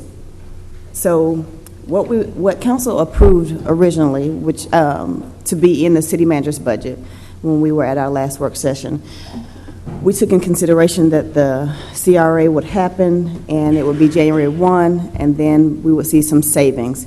That wouldn't be the full amount of the CRA for 1 year, right? It would just be for just 6 months. Correct. Yeah, the full amount is approximately $5 million. The 2.5 is the half-year savings we would get next fiscal year. So even with that number, if it was to happen, we wouldn't see a 21.4% increase because we are not seeing a full year savings of that, correct? I'm sorry, it wouldn't be the numbers that were projected by the public earlier about it being 21.4% increase. It wouldn't be nearly as much of a percentage of increase because we wouldn't have a full year savings from the CRA. Right, and I'm not quite sure I follow with the 21% increase. That was what was given before. Okay. Okay. All right, so I just want to make sure I had it right, that it wouldn't be nearly 21.4% increase. How much savings would we see in dollars amount from the CRA beginning January 1, 2014, if it was to go into effect? Yeah, it would be $2.5 million next year, and then starting in FY 14-15, it would be a total of $5 million in savings. Okay, so $2.5 million. All right, and there was a question about 2 parking decks in downtown. Correct. The CIP does include $6 million split over 2 years. That would fund one parking deck. There's staff level discussions now about a parking deck being constructed, and that placeholder is in the CIP if those discussions follow through. Okay, but it wouldn't be downtown either, right? I'm not sure if a specific project has been identified yet for that. I was about to say, I don't recall seeing anything from downtown parking deck, but I might have missed something. It hasn't been specified. Okay. Mayor, if I could point out, Yeah. parking decks charge fees, and the cost of parking decks is ultimately recovered. I think the public commenter was contrasting parking decks with street and sidewalk improvements, which do not collect fees. So there's a real apples and orange comparison there that I think should be acknowledged. Well, I just wanted to make sure people know that there are not 2 parking decks proposed in the budget, and one has not, and the one that is being contemplated isn't been defined, but I do know it's not downtown. And I think it's important to point out, Mr. Oates, I'm going to ask this question to you. What's the relationship between the city of Asheville and Pack Place? The city of Asheville owns the land on which the Pack Place Center facility is located, and we lease it to Pack Place, and that lease is currently in the course of being renegotiated. But we lease it to them. I believe we have some appointments to the Pack Place board,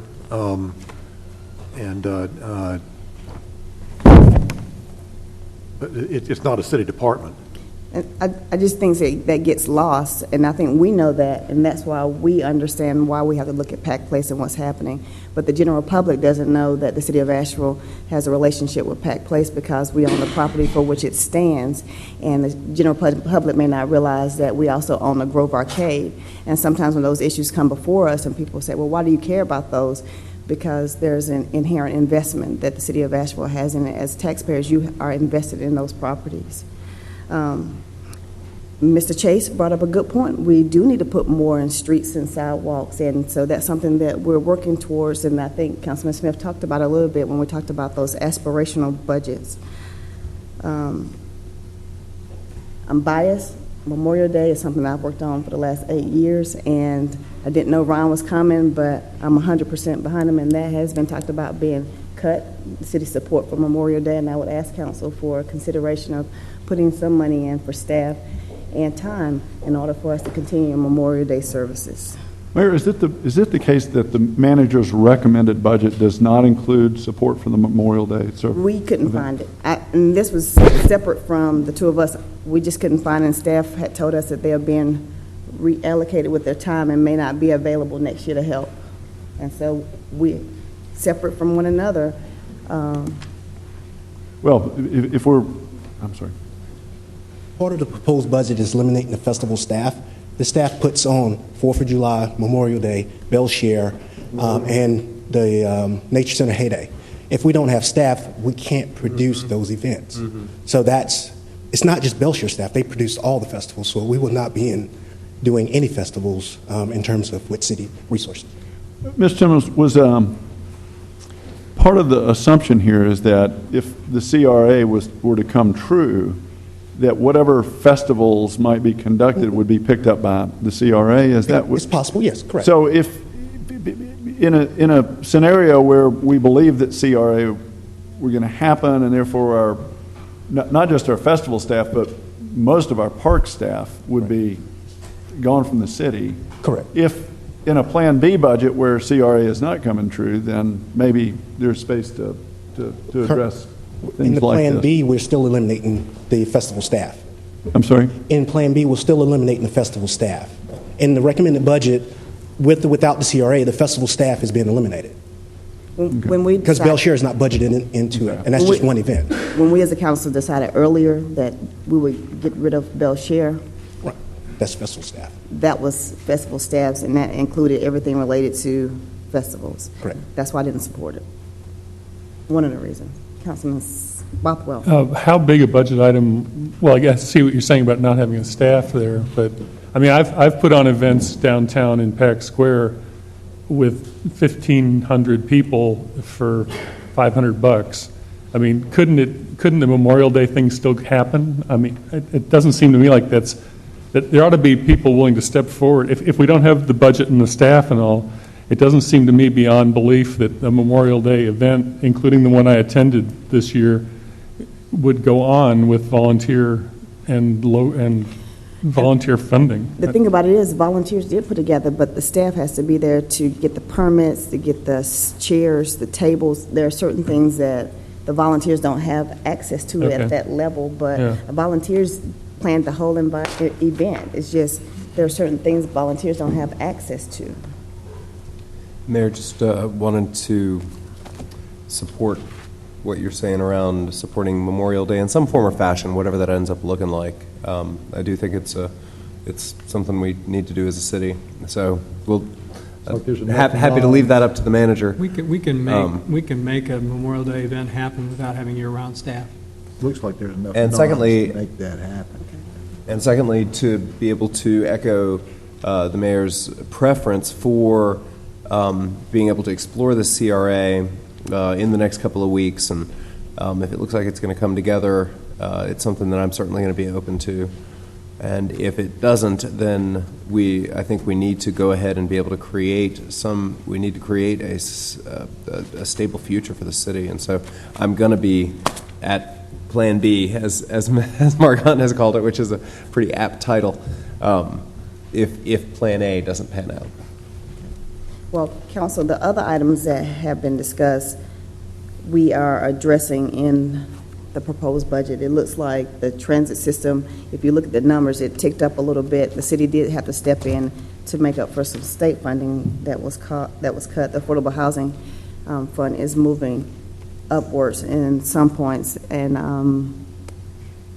I think the issue about nonprofits, there's a contingency fund set aside, and Councilman Davis, you may want to speak to that as chair of HCD, that right now we're not going to pay out those funds, but if we were to get the CRA, they would be available, if I'm not mistaken. That's correct. There is no outside agency funding in the budget at this point, but that contingency would be there were the CRA to happen. And please don't get me wrong, a while ago, I was expressing a concern about the creation of it, the need to know more about it. Okay. I was not, I know where Cecil picked up on that, picked up on what I was saying, and probably felt the same thing, but I think that the explanation has to be in there. My concern is that the citizens do not realize what we're really talking about here, what the implications of this authority is, what the taxing ability, or what the county's going to levy the tax and going to support the CRA taking those amenities and running them. So we would still have, as I understand, we still have title to those things. We still have the responsibilities to capital expenses, but we do not have the operational expenses. So our budget's really in a state of flux, not knowing what's going to happen here. And that's really all I intended to say. Councilman Hunt? Mayor Bellamy, just a little more perspective on public comments. Mr. Chase contrasted $2 million investment in the Art Museum to the Streets and Sidewalks program. I think when we talk about capital investment, it's really a multi-year view that you have to take, and our budget spreads it over 5 years. And over just this 5-year period, I just quickly added up, I think street and sidewalk improvements over 5 years add up to $17 million. I think his math, Mr. Chase's math for a single year was accurate, but we're not going to fund the Art Museum $2 million a year for 5 years. It's this $2 million to the Art Museum, which, as Mr. Rose pointed out, is city property, is about a once every 20 or 30 or 40 year investment. The strategy going forward, our aspirational budget, gears us with revenues sufficient to be able to do streets and sidewalks on a year-in, year-out basis at $3 million or so, which is significantly greater than we've done in the past. So I really think that our commitment to streets and sidewalks and greenways in the River Arts District and downtown, affordable housing, transit to the extent we can do it, is all is all here. We may not have it exactly right. We can adjust these budgets as the years unfold, but I'm confident that we're moving in the right direction in terms of reinvesting in our community. Thank you. Well, Council, that's it for this portion. We will have the same issue up in 2 weeks, and so we do have an opportunity for the community to continue to dialogue with us individually via email, but we do not adopt the budget until in 2 weeks, and then if we have to delay it, we have until midnight on June 30th to adopt a budget. I'm going to turn it over to Councilman Davis. All right, thank you, Mayor. The mayor has to step away for a moment, and we will continue with public hearing to consider permanent closing of an unopened right-of-way between Tarpon and Craggy Avenues. Let's see, who's presenting? David?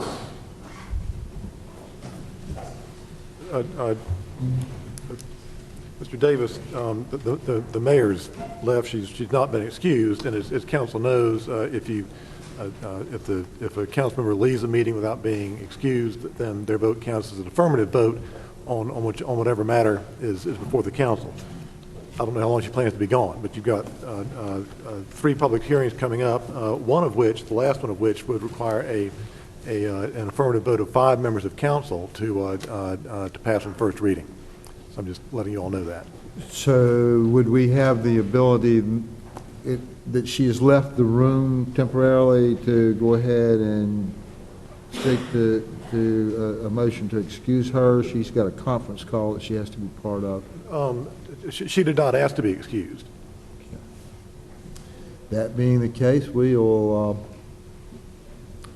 continue. I appreciate the advice. I just wanted to point that out in case. We will point that out at the beginning of each hearing then. So this one, we'll go ahead and have the presentation and be aware that it is going to require a supermajority vote here.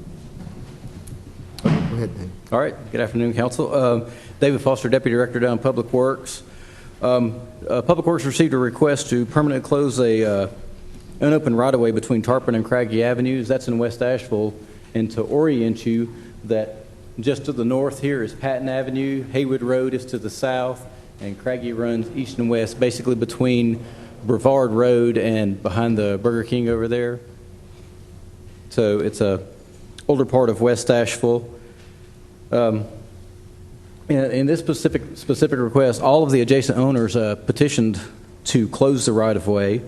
In our internal meetings with staff, we did review and got most of staff's consent. There was some at the Greenway Commission hearing. It was presented that they would prefer that a pedestrian connection be maintained, or at least some type of future pedestrian uses for the space. Planning Department also concurred with the request. There was also there's no physical impact to this. With the pedestrian, it's really, really steep, and there's a lot of vegetation there. So I think the staff's recommendation is to adopt a resolution to close it with the notation that pedestrian connection be provided. And the applicant is here and can answer some questions if you'd like. All right. If the applicant would like to speak to that issue.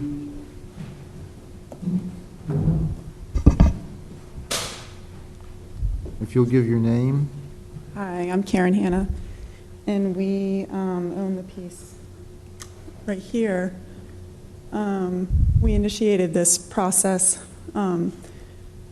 initially because of our site planning for our home that we're building there, and to take advantage of southern exposure by locating our house further north here.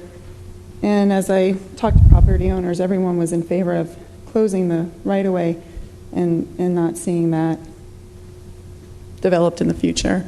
It's a wooded area right now, and like David mentioned, it is very steep there. So if it's if you're in favor of closing without that pedestrian clause, then that's great.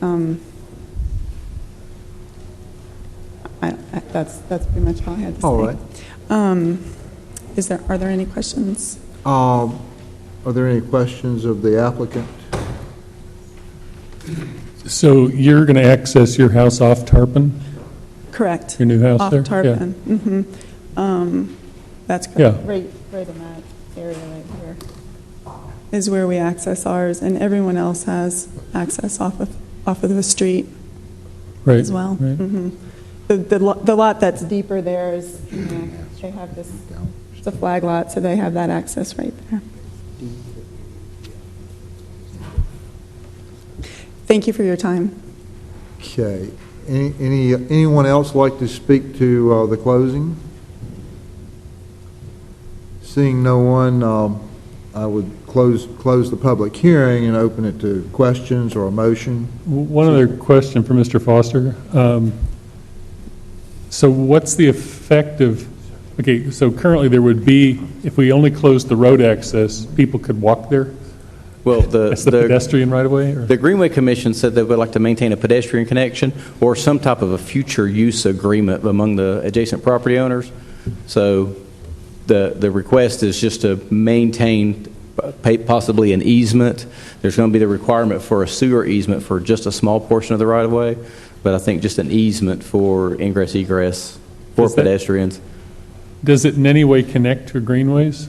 It does not, and in this neighborhood, it's an older section. There's barely curbs, not even sidewalks that exist now. Okay. And I think it has been before the Greenway Commission, so they're... Yes, and that was their recommendation, was to maintain the future pedestrian connection, or the planning department's language was a joint use agreement for the space. And Mr. Foster, isn't there some city-owned property nearby that is contemplated perhaps for development at some, for a park at some point?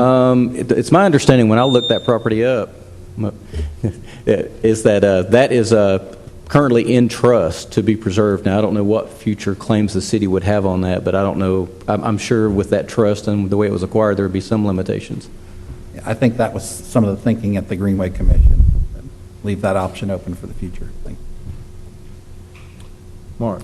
As I read the documents here, I see that the staff report describes that the Greenway Commission recommended approving this subject to an arrangement for future pedestrian access. The resolution doesn't seem to address that. You've said that perhaps an easement is a good idea. It seems to me that the action of this council tonight needs to be very clear about whether an easement will be retained by the city or not. A future agreement, an agreement to be negotiated in the future by landowners, whoever they may be, and it may be successors of the current petitioners for this closing, is not as reliable as a resolution now. And I'm not clear whether the property owners have agreed to that or would have an opinion about whether an easement is included. I think we need to be very clear about that tonight, and I'm not sure we are yet. Well, in discussing with the applicant, we talked about that, and one of the things that they're prepared to do is to engage a surveyor to clarify whatever actions taken today, including the easement or the future use, and I'm sure Ms. Hannah could speak to that if you'd like. If Ms. Hannah, you could just nod your head yes. Is an easement for future pedestrian route through there acceptable to the property owners? You could come address if you like.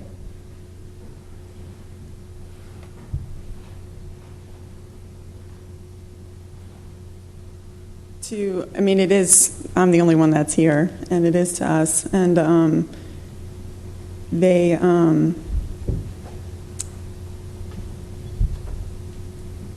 when that was, when I went to the Greenway Commission and that was the result, then I communicated that to the others.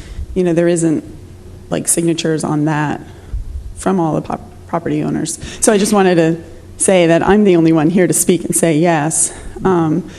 But I did communicate what the result was and what was going to be before you today. And no one spoke against that. So is that clear enough? Well, yes. Well, that's where we are. Okay. But I do think that it kind of, if we put an easement on there for future pedestrian use, that does affect people who signed this. Well, I think that what the statute authorizes you to do is to reserve utility rights of way, but there's no provision in the statute for requiring that pedestrian easements be used. Now, you could perhaps work out something with the property owner, but that's not something that the resolution or that the ordinance authorizes you to reserve. Bob, would it be possible to go ahead with this tonight with the condition that the shared use agreement or the future pedestrian connection be a part of the closure? I think what would happen tonight is, and Ms. McGlohan is here, maybe she could speak to that. But what's before you tonight is a resolution to close the alley, and after tonight, once it gets recorded, that's done. So if you want to preserve your ability to negotiate something like that, you might ought to continue this. Ms. McGlohan, you want to verify that? Excuse me, I wholeheartedly agree with the legal advice that your city attorney Oates has given to you. The statute only talks about an easement for utility purposes. It does not address an easement for pedestrian access. We have had situations in the past where this has been an issue, and the property owners have agreed to do that, but that's a private thing, and it's not something that we can require in the order of closure. Well, Karen, I apologize for pulling you up here, and here we are having this conversation. I wish we'd had this before you got here tonight, so you wouldn't have had to sat through all this. But it looks like while you double check with all the neighbors to ensure that future pedestrian connection is something that they're going to be on board with, it might be best to continue this for now. Meaning to bring it back in 2 weeks or whatever date is likely to produce the outcome y'all are looking for. Does that make sense? And perhaps staff could work with the neighborhood or the bordering property owners between now and then to be clear about that. I think that would be a requirement the staff would get with those folks. And I'm a bit concerned, Mr. Foster, do we just get the written permission from the adjoining neighbors that are affected by this closure, and there was no discussion of pedestrian access to this? Not written. We have all of them signed off on a petition to close, and then the presentation was made to the Greenway Commission with the caveat of a future easement or future use agreement. So, and I think Ms. Hannah would go back and speak with her neighbors, and then we'd come back. So, do you feel like that we could get that accomplished in the next 2 weeks? Oh, I'm certain we can get that in 2 weeks.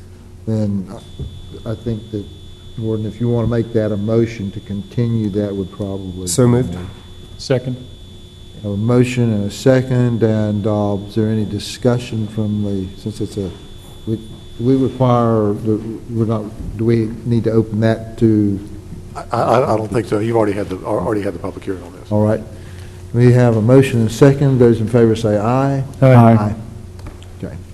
All right. So what that means is that we will bring this back, if it's possible, to get it on the agenda for June 25th, and Mr. Foster will work with you and the neighbors to get their permission, because it does change it pretty dramatically to say that there could be the possibility of it connecting and would be pedestrian usage there. Thank you, Ms. Hannah. Thank you so much. All right, moving to item C, public hearing on economic development incentive agreement with respect to an economic development project known as Project X, and we'll have a presentation, I think, from Mr. Powers on that. And this one, Mr. Oates, does not require the same breakdown of the vote. The mayor's not been excused from the meeting, so her vote will be recorded as an affirmative vote if a motion is made. Okay, great. Thank you. Sure. Thank you, members of City Council. My name is Sam Powers. I'm Economic Development Director for the city. This item is consideration of a performance-based economic development incentive grant under the city's economic development incentive policy. The state of North Carolina, Buncombe County, and the city of Asheville have been actively recruiting a company that is considering expansion in North Carolina or other states to implement a new product line. The company that has requested confidentiality during this process until they make a final decision. Thus, I'll refer to the project company in this staff report as Project X. The company proposes to make investments in the city to make improvements to facilities and to acquire and install machinery and equipment valued at over $126 million. This project will create and maintain 52 jobs, new full-time jobs in the city for a 10-year period from and after December 31st, 2017, and to also retain all current full-time persons it has employed within the city of Asheville. The average wage of the current full-time persons at the company is $57,000 a year, and the average wage to be paid to the persons in the new full-time jobs would be approximately $40,000 a year, which is higher than the county's average wage rate.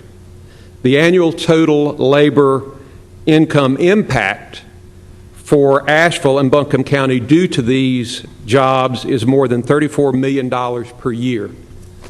The city proposes to appropriate and spend from the city's general fund pursuant to NC General Statutes Section 158-7.1 amounts to make certain cash grants not to exceed $1.568 million over a 7-year period and distributed after job creation and investment is achieved or mutually agreed performance benchmarks are established. The purpose of these grants would be to induce the project to make these investments in the city of Asheville, Buncombe County. The city of Asheville and Project X will enter into an economic development grant agreement that will clearly state the prospective responsibilities under the agreement, including provisions regarding remedies for breach requiring the recapture of sums appropriated or expended by the city upon the occurrence of events specified in the agreement. Events that would require the city to recapture funds would include the creation of fewer jobs than specified in the agreement, a lower capital investment than specified in the agreement, and failing to maintain operations at the specified level for a period of time that as specified in the agreement. This project, at the levels of employment indicated, would further the economic interests of the city in numerous ways, including the following specific benefits. A, by creating and retaining a substantial number of full-time jobs with an average wage rate that is greater than the median wage rate for the county. B, by sustaining and enhancing the city's property tax base and increasing the city's property tax revenues. And C, by locating a manufacturing facility in the city limits. The Economic Development Incentive Grant ties into the City Council's strategic operating plan as it addresses multiple focus areas of the plan, including job creation and capital investment. There are a number of pros for having this action tonight. This is a performance-driven grant that is distributed after jobs and investment are created. It supports job creation and capital investment in manufacturing in the city. It supports the retention and expansion of existing industry in the city. It supports the development of advanced manufacturing in the city. And it supports regional and state cooperation and economic development. The con noted in this project is that the grant is formulated based on use of a portion of the new incremental tax revenue for a 7-year period. The physical impact is as follows. The City of Asheville proposes to offer Project X a performance-based grant not to exceed $1.68 million. The performance-based grant will be paid over a 7-year period and is distributed after job creation investment is achieved or mutually agreed performance benchmarks are established, taxes are paid and verified, and the company requests a payment. The amount of the annual payment will take into consideration the estimated annual ad valorem tax revenue attributable to capital improvements, and any annual payment will not exceed $224,000. It is anticipated that the first annual payment would occur in 2014 in the FY 2014-15 time period. The project has an overall positive fiscal impact on tax revenues received by the city.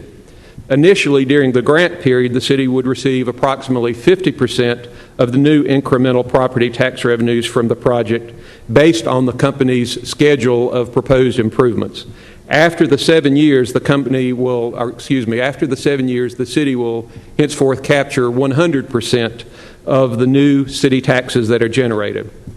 And the recommendation by staff is that City Council approve the resolution authorizing an economic development incentive grant for Project X not to exceed $1.56 million. And I'll be happy to answer questions at the appropriate time.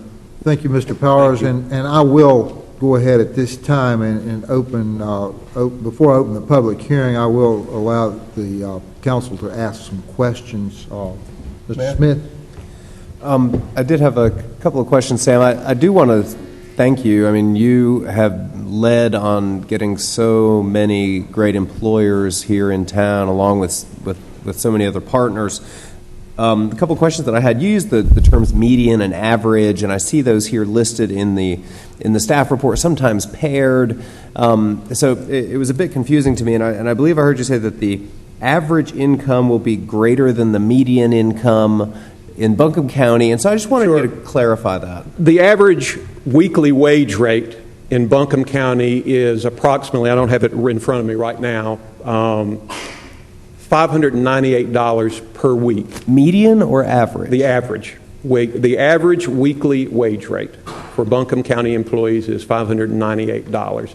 That projected out is about $38,000. I can go get my information and bring it back. But it is less than what is anticipated to be paid for the new jobs that are created, the average wage rate. Thanks. It's always really, obviously, a real pro for the community to get good jobs here, and we've seen a number of incentives policies come through this council. This has a 50% rebate or allocation from the general fund once Project X pays its taxes, which is better than anything else that I've seen come through here. Usually it's the 100%. Even some of our really great partners like New Belgium, we're doing the 100% abatement. So with that 50% that we're doing instead, what can the city look forward to actually seeing as revenue coming in from the outset?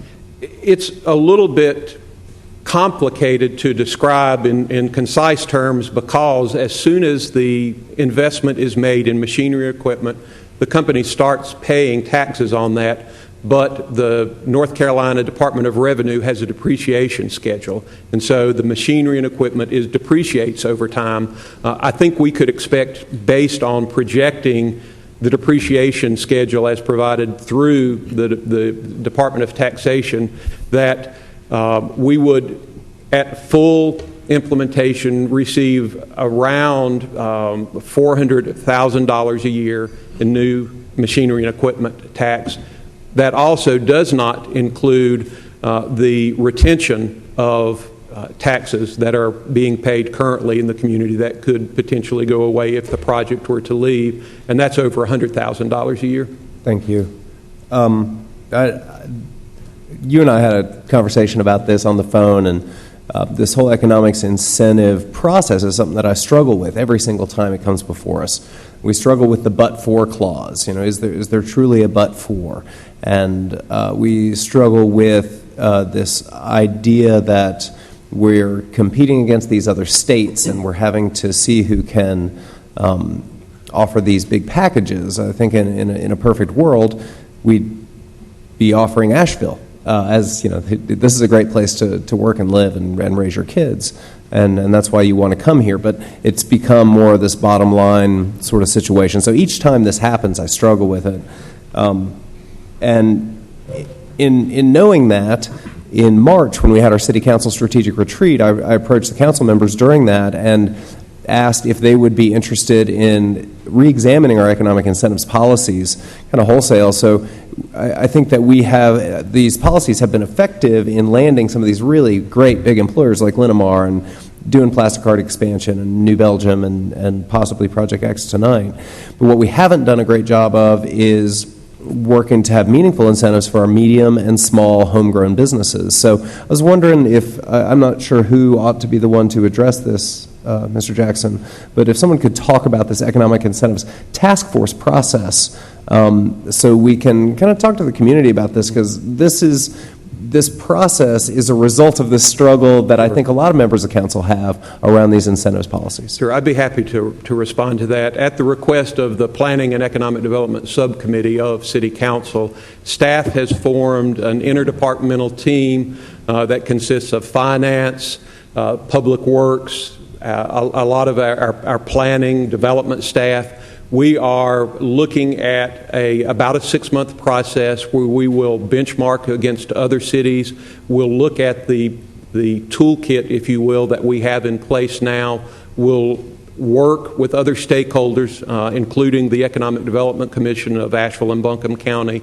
We'll talk to other organizations that are involved in economic development in the community, such as Mountain BizWorks, and try and understand from an entrepreneurial development standpoint what we can do that we're not doing, what works well, what needs to be changed.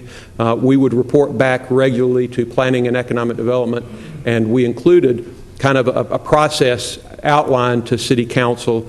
We think it will probably take 4 to 6 months to do that process. I appreciate the thoughtfulness with which you're approaching it. It's something that's really important to a lot of members of council, I believe.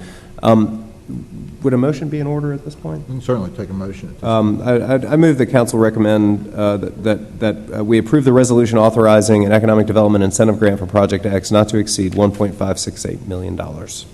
Second. We have a motion and a second. Are there other questions from the council of Mr. Powers? No. Before we move to Then public hearing? we will move into opening the public hearing, and would welcome you to come speak to that. Mr. Davis, while the first speaker is making their way up, I do want to point out that we are required to publish notice of this public hearing 10 days in advance. Ms. Burleson confirms that was done on May 31st, and I'll make sure that gets entered in the record of this proceeding. Thank you. Ms. Whistler? Gwen Whistler, I'm a resident of Asheville. I just want to ask a question. Do we, one of the real benefits of the economic incentives is jobs, but my question is, do we ever follow up with these companies, whether the people actually live in Asheville or live in Buncombe County? I mean, or do we ever follow up that they actually, the people that have the jobs actually live here, or is it just jobs?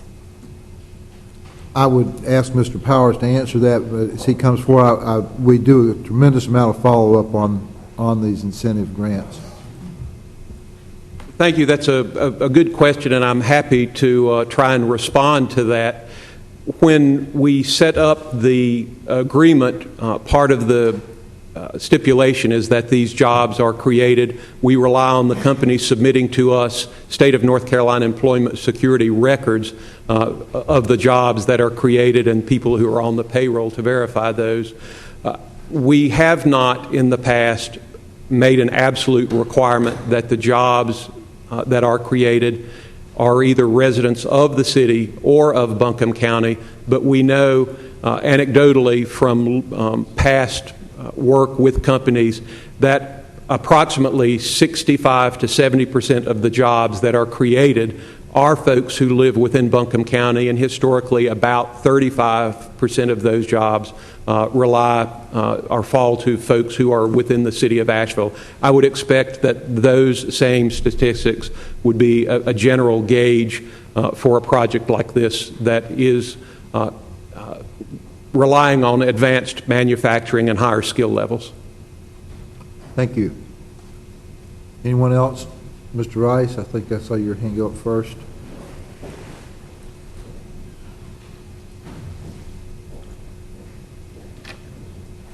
Thank you, Mr. Chairman, members of the board. Good to see y'all. Been a while since we came over.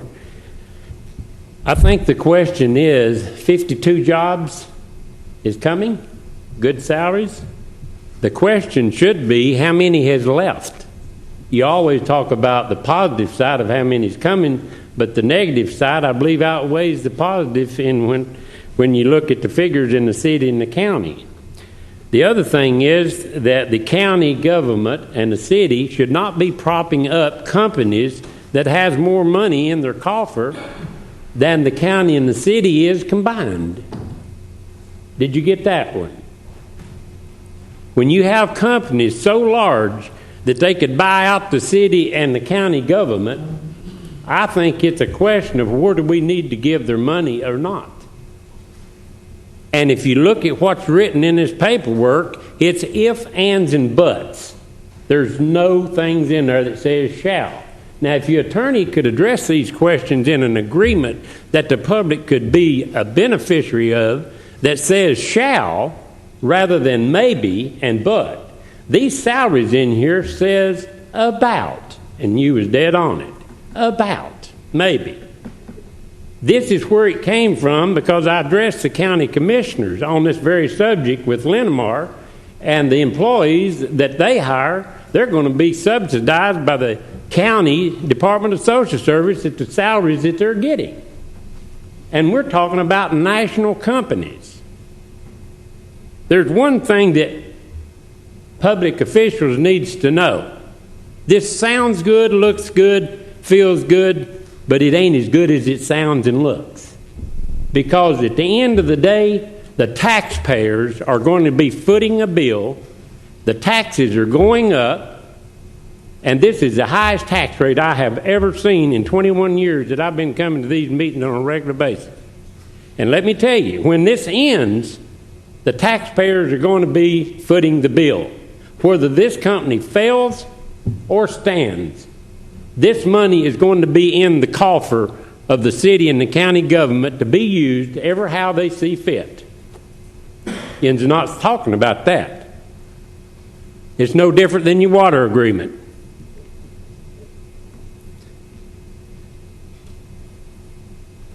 Performance-based? If this is a performance-based system, put it on the internet, put every one of your systems on the internet, have it where we can access it and look at it and verify it, and if we can't verify it, it must not be any count. If we have to depend on people to hide behind closed doors to tell us that everything is good and the public can't really see it, there's something wrong with that. Thank you. Thank you, Mr. Rice. Mr. Ditmore?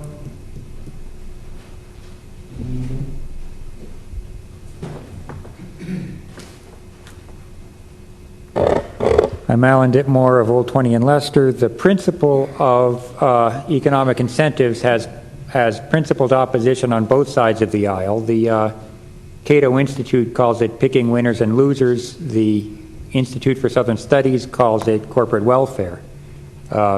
Slightly different semantics. They kind of speak different languages, but they're in broad agreement on this one. Corporate bailouts are bad news. They're not worth it. If you spent the same money on across-the-board tax cuts, you would attract more jobs. Both groups have numbers to back that up.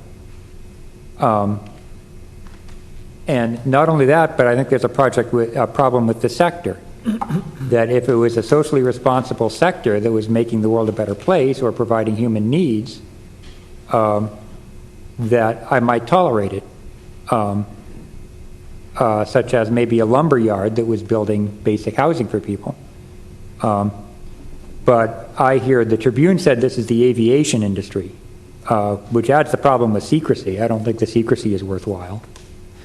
And if it is the aviation industry, aviation's basically warmongers and jet setters. They're not making the world a better place. The the jet travel is a big problem with ecotourism. It's a major contributor to global warming. And of course, the other one is the other main use for aviation is military and bombing people. There are sectors, you could say, we want to pick winners and losers because this particular sector is feeding people or housing people or making the world a better place. And there's big corporations that are doing that, possibly Home Depot is providing shelter. But the secrecy is uncalled for on the local level. The sector is rumored to be one of the worst, and it's very doubtful that it's going to create jobs on a net basis. Thanks. Thank you, Mr. Ditmore.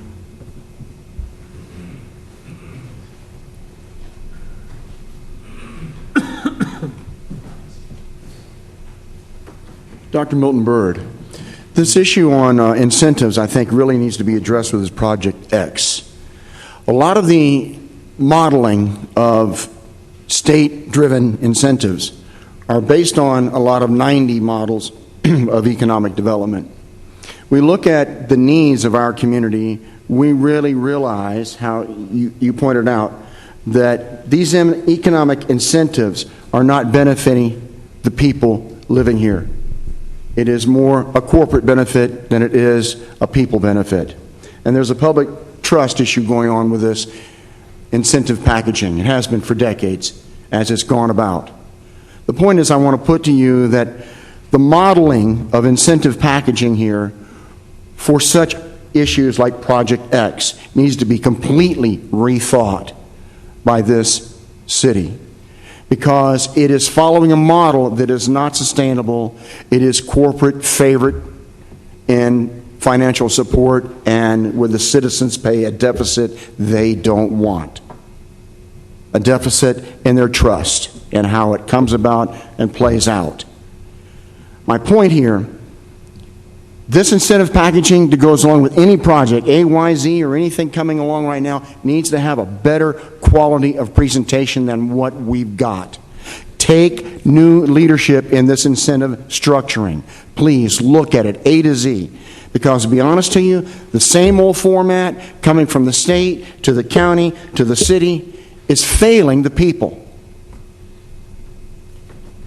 And you are in a position of leadership, not just politics.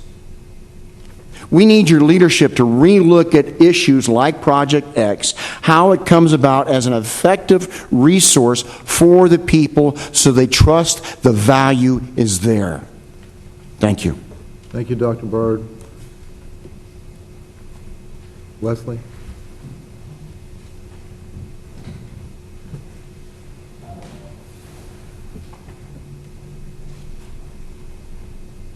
Leslie Culpa. I wish somehow there was something I could do or say to actually change the way anyone was going to vote. The Tribune did have a headline on the front page that said, socialize the risk, privatize the benefit, and I see us doing that. GE has a reputation, if what the Tribune discovered is true, for not paying their taxes. They have enough lobbying power to get out of paying taxes, and you expect the citizens to pick up the tax instead of that. Gordon was hitting on some good points. It's like, if you are, as Jerry Rice said, larger than the city and the county, can't you find a conventional lender to put up the money? As taxpayers, we're told each little program like this is, it's just a cup of cappuccino every day or something. But if we add up what we as citizens of Asheville are paying as Asheville taxes and as county taxes, not just for this project, but for Linamar and for New Belgium, has anybody ever added all those up? What Gordon was talking about also, nobody... It said the average, they could have one big corporate guru getting the lump sum and everyone else getting next to nothing, and still the average wage would be $40,000.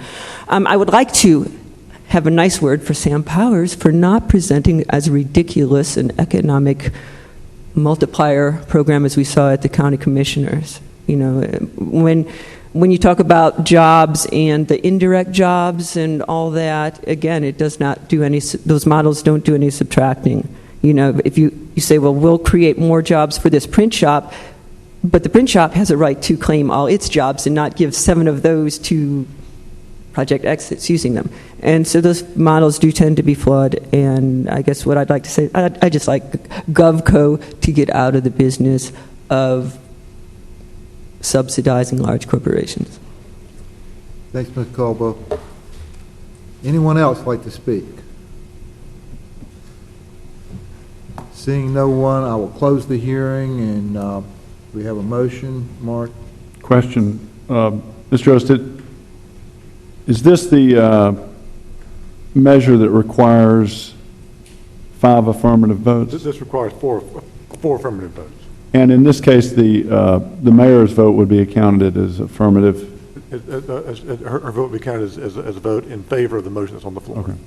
I just want to be clear. Thank you. Chris? Sam, I've got a question for you.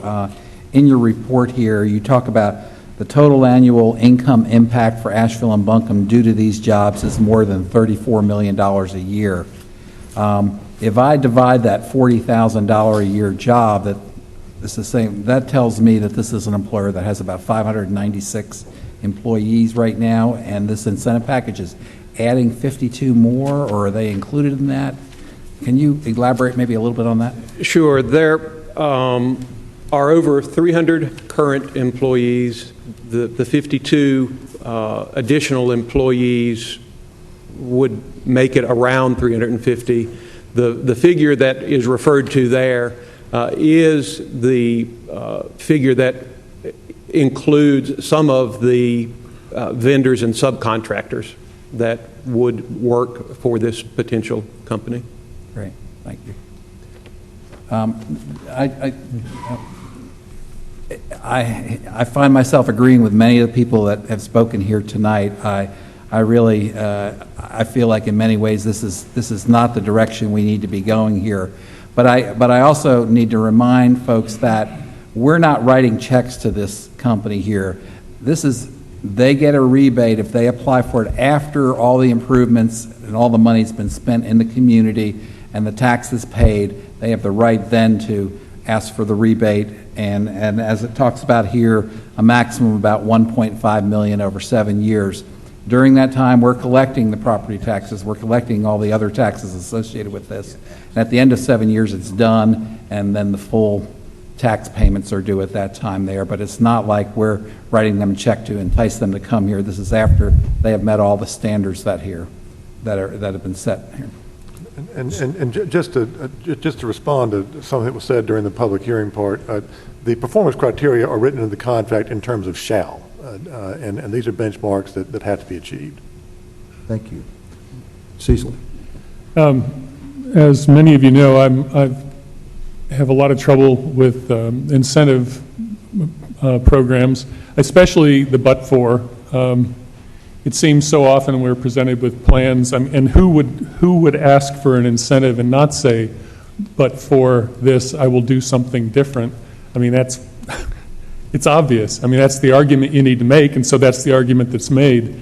The thing that troubles me most deeply about this is the secrecy.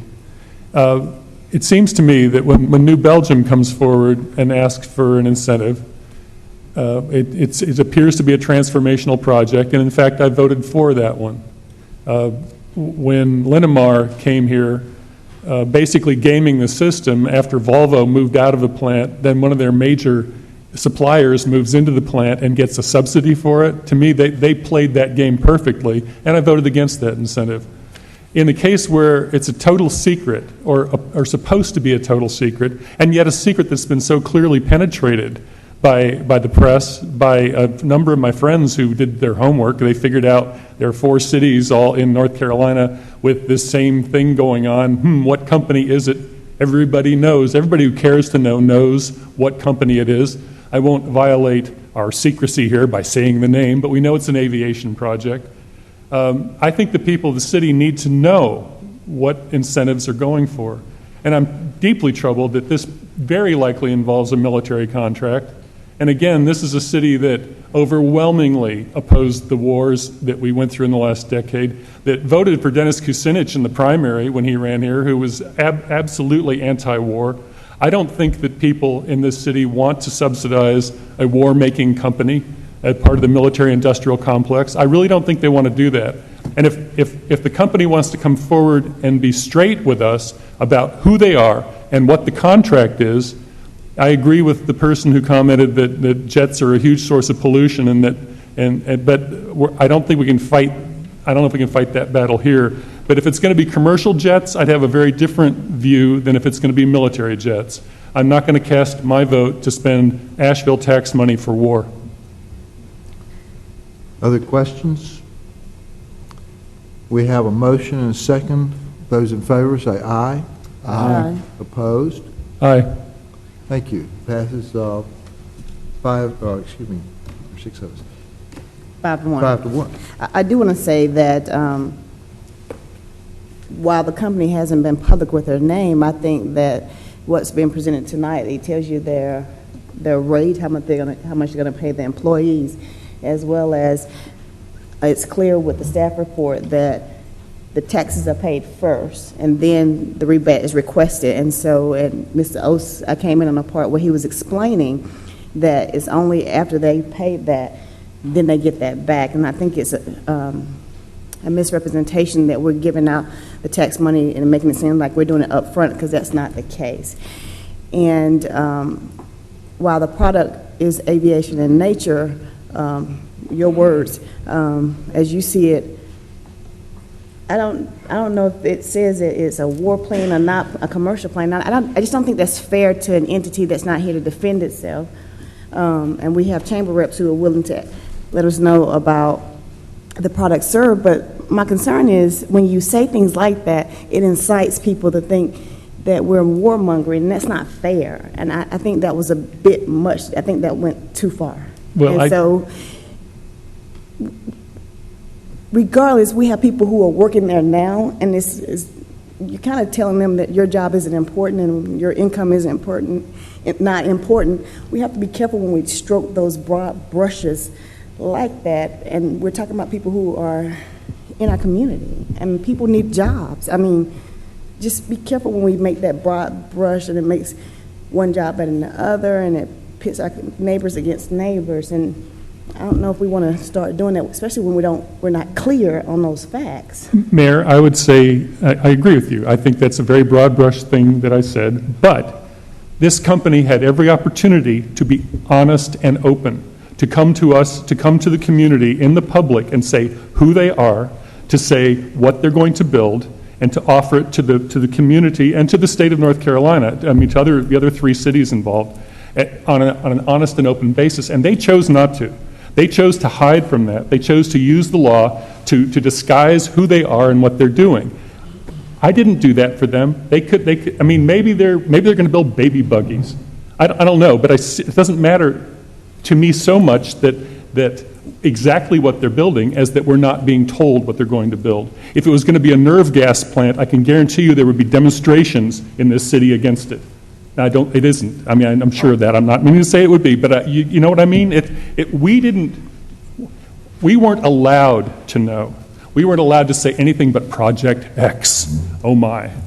And I think that is deeply wrong. It's not only a state law problem, it's a national law problem. We shouldn't be allowing states to bid against each other for corporations. We shouldn't be bidding to the bottom. We shouldn't be bidding our labor down in this way. It is deeply, deeply wrong what's going on. And I stand firmly opposed to it, and that's why until they announce their name, if they announce their name in their project, I could very well support it. As I said, I supported New Belgium. Okay. And I appreciate the jobs, and I appreciate those workers who are doing the work that they're doing now. I'm not against them. I'm trying to stand up for the taxpayers of this city. I respect that. And we're going to take a 20-minute break, and we're going to do a little bit of closed session business while we're in recess.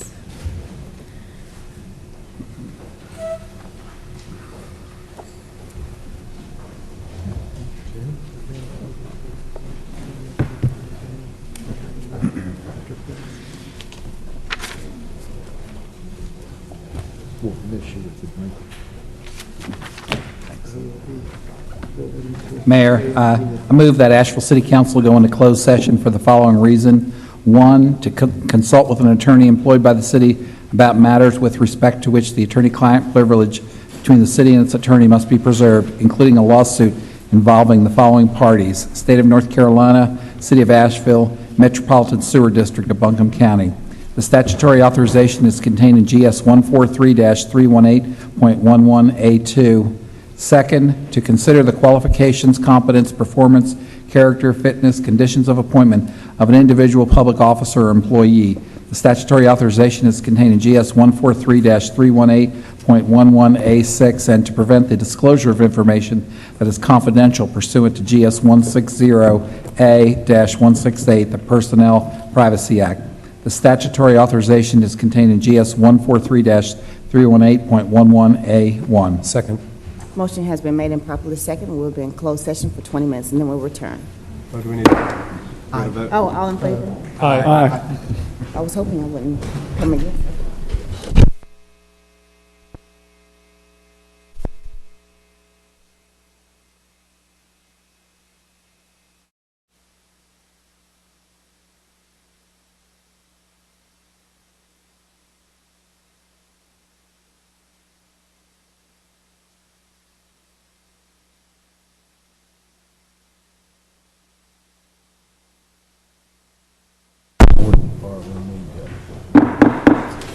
I'd like to call the Asheville City Council meeting back to order for June 11, 2013. And before we begin, I need to have a motion from council to excuse Councilman Smith from the remaining part of the meeting. So moved. Second. The motion has been made and properly seconded. All in favor, please say aye. Aye. All opposed, like sign. The motion carries. Council, we have one more remaining public hearing. It's a public hearing to consider rezoning a portion of property located off of Sweeten Creek Industrial Park from RS8 Residential Single Family High Density District to Industrial District. Blake Esselton will make, no, I don't see Blake. Judy Daniels will make the presentation. Yes, Mr. Esselson had to be out of town, sorry. It's a pleasure to see you, Mayor and Council. I'm here to offer a rezoning for a approximately 2.8 acre piece of property from residential single family RS8 to industrial on behalf of the city of Asheville. We believe that this rezoning complies with the economic development section of the 2025 comprehensive plan. We believe that it supports the council's goals for future job growth, and the staff recommends your consideration of this proposal. It is a very small portion. In fact, I got a better map you could see.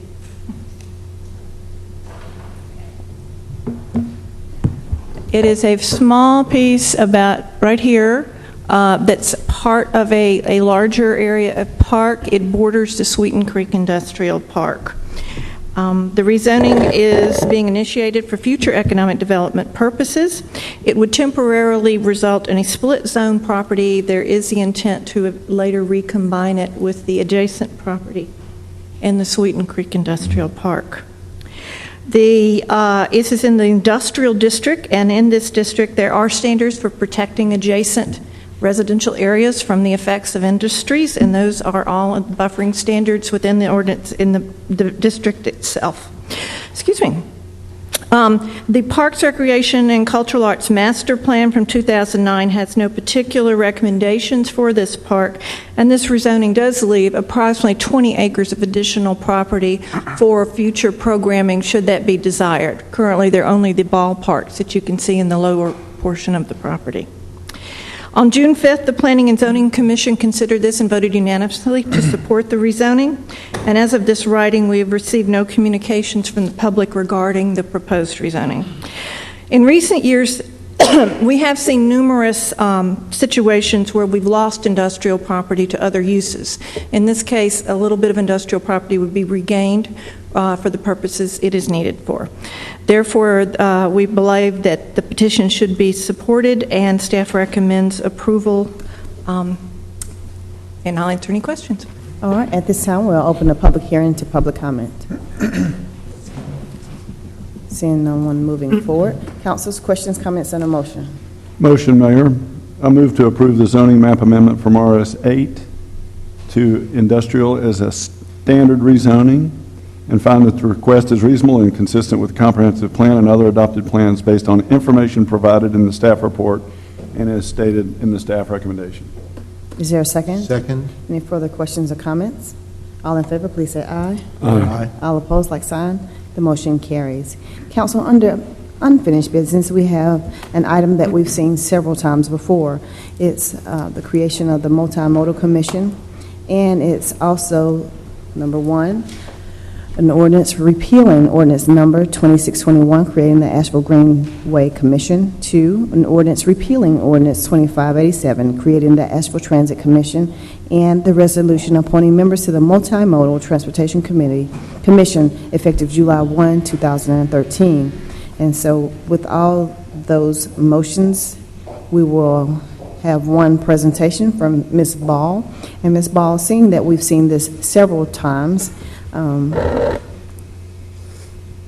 don't think we need a long presentation. And Mayor and members of City Council, I really don't have a presentation to present to you, so I'll be happy to field any questions that you all may have. You did talk about this at your meeting a month ago, but I'll be happy to entertain any questions that you may have.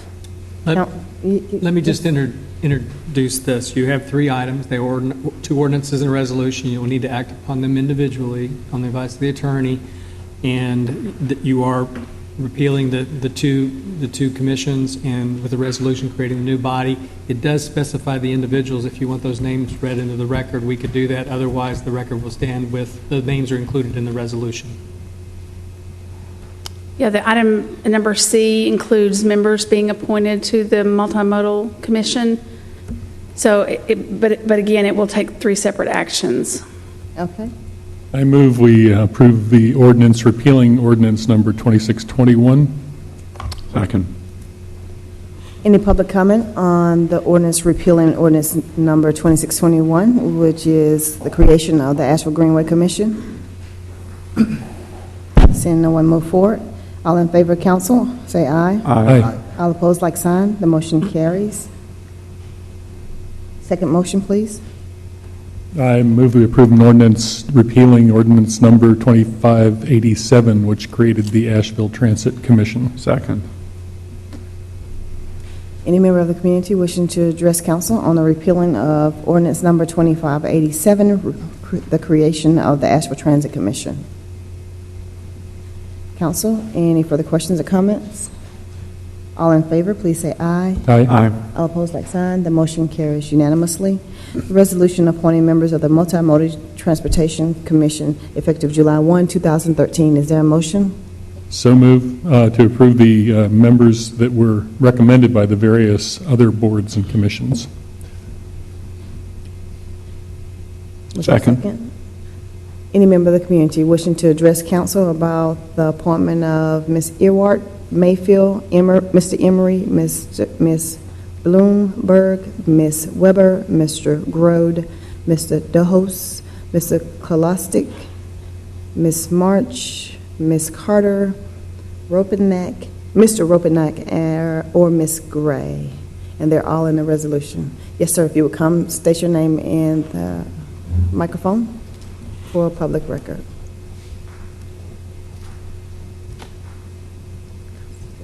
I'm Alan Dibmore, and I have a broad question about board appointments, which is in honor of Autism Awareness Week. What percentage of board members are Aspergerian, and how does this affect Aspergerian representation and Aspergerian empowerment? That if you're going to expect board members to be team players, and that this is going to put Aspergerians at a disadvantage, and then you're going to have an underrepresented group. So I think Aspergerian individuals are often very talented and should be adequately represented on boards and commissions. All right, and Ms. Ball, that will be a question that we'll look to you to provide some answer to. Let me try to help you with that, Ms. Ball. The appointments, as you know, are made from standing bodies that exist today. The way to increase representation from any particular group would be to encourage those conditioned or positioned individuals to apply for the boards and commissions so that they can be appointed and then become eligible for these appointments from in future bodies. Okay, so the process is open, and so we look like we have, the individual will have to apply to the Neighborhood Advisory Board because that's ex officio, the Sustainable Advisory Committee on Energy and the Environment, that's ex officio, and then the other committee positions are appointed by the Transit Commission, the Greenway Commission, the Bike and Pedestrian Task Force, and the Planning and Zoning Commission. That's correct. And those other bodies that you mentioned, Greenway Commission, Transit Commission, the Pedestrian Task Force, are ad hoc committees, and they can approach those groups individually to seek positions there as openings become available. Yes, sir. If you would come forward, state your name and a record, and the microphone for the public record. Dr. Milton Bird, one of my concerns here with volunteers, they are taking a focus from being a representation for the city of Asheville and going into another board of organization and having redirections according to those boards. I would ask the city of Asheville to look at that situation where they are having a representation of Asheville and now going into a representation for Asheville following what guidelines? City of Asheville needs influence and guidelines on these volunteers, seeing as how they're not boards under the City of Asheville with this reconstruction with the county. Like Parks and Recreation. As you are deleting things such as a Greenway Commission, they're going to be going into another rural relationship with another organization, which to me represents a loss of your representation. With these board members, and as their transference occurs, may I ask that you send with them guidelines of support for the city of Asheville, because you will have issues going with them. You will want them to be supportive of Asheville, and in time that influence will be lost to you on those boards. Set the groundwork of what support you want from those volunteers for the city of Asheville with any type of change of role, is what I'm conveying. Thank you. Thank you, Dr. Bird, and I think your sentiments are important. However, in this case, these boards, this particular board does report to City Council, and so unlike the CRA board, the individuals we're talking about tonight, for the Multimodal Commission, they are appointed by City Council's other boards, but they do report to City Council, so it is one of our boards. So, but I appreciate that, and we definitely need to keep that in mind for the future. Council, I don't see anyone else moving forward to speak on the motion. All in favor, please say aye. Aye. All opposed, like sign. The motion carries unanimously. Council, we're moving over to new business, and we have one item that I'm going to do, and then Councilman Davis will do the other. It's a resolution authorizing the city manager to execute a lease agreement with the Asheville City Board of Education for a portion of the city-owned real estate property at 285 Livingston Street, Asheville, North Carolina, known as the Dr. Wesley Grant Senior Southside Center. Janice Ashley will make her very first presentation before City Council. Welcome, Ms. Ashley. Good evening, Mayor, members of the council. I present to you tonight a request from the Asheville City Board of Education to lease a portion of the city-owned property at the Dr. Wesley Grant Dr. Wesley Grant Southside Center, which is located at 285 Livingston Street. The Asheville City Schools are in the process of beginning construction of two new schools, including the Isaac Dixon Elementary School and a new Asheville Middle School. And as such, this construction they have a need for additional classroom space as they relocate students from one school to another. The lease space they're requesting to put a modular unit with 12 mobile classrooms on the Grant Center site. The modular unit will take up approximately 1 acre of the site. And this is the site. So the Grant Center site is the total of 9 9.37 acres, and the modular unit that's outlined here would take up about 1 acre of that. It would have no impact on any of the future plans for the Grant Center site, which include, the next phase of development will include the splash pad and the Town Branch Greenway, and so the city will be able to move forward with those with no impact.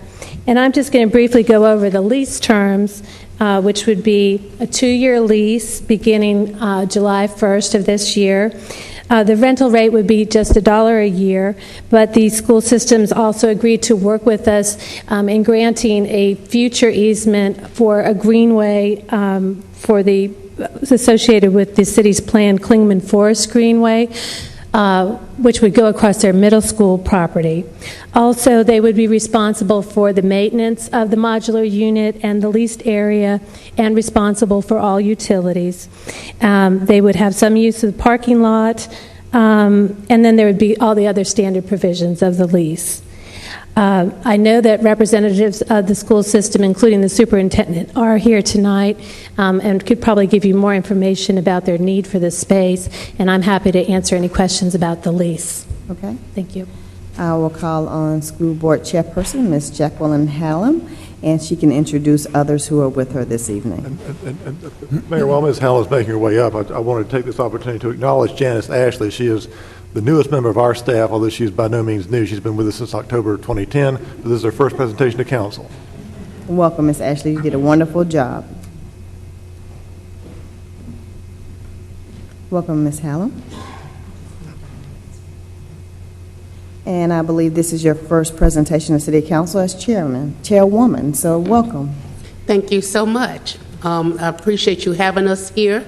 I won't actually be making the presentation, but I would like to thank you for your consideration of the lease in order for us to move forward with our plan, and hopefully having the commissioners approving our new school on the 25th, and in that process and then in the transition, we would need to use the city space. Okay. And with that, I want to tell you who we have here. We have Superintendent Alan Johnson, and we have Dwayne Tillman, Assistant Principal at William Randolph School. We have Brad Johnson, the Principal at Isaac Dixon, and we also have another board member here, Ms. Peggy Dahlman. All right. And I believe mainly we're going to answer questions, but we do actually have a presentation if need be. All right. And your architect? Oh, yes, and we have our architect, John Ledgerton. Thank you, Madam Mayor. Did I miss anybody else? So, what am I seeing just come up? So it takes about 10 minutes. Would you like us just to give a little overview? You can give an overview, but I think each council member is aware of what's happening, so you don't have to give an in-depth analysis of the land and the soil. I think we're okay. We do have a few slides, but primarily we're here to answer any of your questions. And Mr. Ledgerton, it's more for the public. I think council has as much information as we need to make the decision this evening. It's just more for letting those who are at home or who are in the room know what's happening. Okay, well, this is a view of the proposed new Isaac Dixon Elementary School. The plan is to start construction on that hopefully this August. And we technically shouldn't maybe listen to too many details because it comes before us. Isn't that something we're going to review? I don't. As long as you acknowledge that you may have seen something okay, before, so you don't want to go into too we're not many going to go into details. detail on that. You don't want to influence us unduly. Okay. We are talking really about the Randolph School relocation to the Dr. Wesley Grant Southside Center. But the moves we're talking about from the existing Dixon site, there'll be 464 students moved up to the William Randolph School on Montford Avenue, and then the 60 students at Randolph School will be moved all the way down to Livingston and Depot at the Wesley Grant Center. That's a view of the existing Randolph School campus, and obviously you're aware of the Grant Center site. This is the location where the modular unit would go. You've already seen a site plan. That's the existing building. The splash fill will go over there, and that would be, again, the site for the new modular building. We have sewer connections here, water connections here, electrical connections will be made there, and again, the parking lot will be used. This is a floor plan of the modular building, 12 classrooms and restrooms, 12,390 square feet. That's a view of the existing modular building. It's currently in Greene County with their school district, and it's being disassembled now and made ready to be delivered here later at the end of the month. And that's a view of one of the typical classrooms as they have outfitted it with desks and chairs. We do have detailed schedules for all the activities that have to occur to have this open by the first day of classes, which may be on August 21st. And we're on item number 4 today, presenting this to City Council. The other part of this move that you at least ought to be aware of, because it's going to have a little impact on Montford Avenue and some traffic issues, and we've been working with Ken Putnam, who's also here tonight, and he could address any of those questions. But the renovations per se at the Randolph Elementary School for the 460 Dixon students to attend there is not extensive. That's the existing Randolph School roof plan. That's the Chamber of Commerce. That's the existing parking lot. That's Todd's Tasties next door, Cortland, Montford, Hillside. We're showing Gudger Road here because once you get 460 students actually in that building at Randolph School, they haven't had that many students since back in the early 90s. There'll be a number of parents coming every morning to drop off kids, and they're going to use Gudger Road for the queuing road to do that. And then the parents will come in here, drop off, and then repeat that in the afternoon. However, there are also 4 school buses that serve Dixon, and we need a safe place for them to unload kids and pick them up. So the proposal here is on Montford Avenue. This is a view of Randolph, that's Montford, is to, for the 2 years that Dixon will be there, is to realign essentially the 2 lanes of driving on Montford Avenue, where the parking along the east side of Montford would be deleted during this 2-year period. There would be new lanes painted here, and then this right here, this large yellow line, is actually what's called a Jersey barrier. They're the highway barriers. These would be orange, filled with water. There'd be a 6-foot-high fence, and then that's where the bus lane would be. So that would have some traffic implications. We're meeting with the Montford Community Association next Wednesday, the 19th at 7 to review this with them, and we also have plans to meet with the owner of Todd's Tasties as well. That's the schedule for the Randolph site. The improvements at the Randolph facility include on the interior, smart boards installed in every classroom, repainting the entire school, new carpeting, a new serving line in the cafeteria, recaulking all the windows, electrical, plumbing, and boiler repair. And important thing to note is that all those improvements will be there when the students at Randolph will be down. The Grant Center will come back, so they will enjoy those as well. And I think Mr. Johnson had a comment about what other questions with that. Thank you. Just briefly, why the Grant Center site? And we've been through quite a process of trying to identify an appropriate site. We just don't have the space. Asheville City School Board of Education don't own any additional property. But we've talked to UNC Asheville and asked them if they had any property or space we could use. We've talked with AB Tech to see if they had any space. The Reed Center was something we were looking into, but obviously it's under renovations, as you know, right now, so that's one that was not available. Stevens Lee we considered, but it's got a tremendous gym, but we really didn't feel like it had enough classroom space, and even with a modular, the campus wasn't big enough to hold what we felt like would be an adequate school or a very good school for 2 years.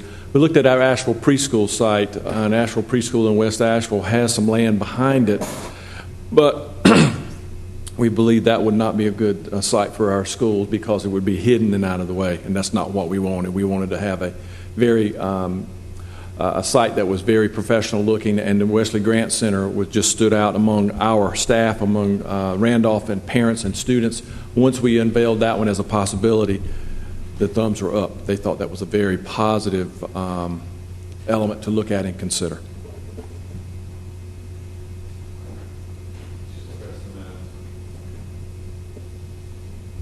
Good evening. The William Randolph Alternative Programs currently serve 68 middle and high school students. We have 13 teachers and staff and offers innovative programs in a small learning environment. We have 12 graduates that just graduated here recently for the 2013.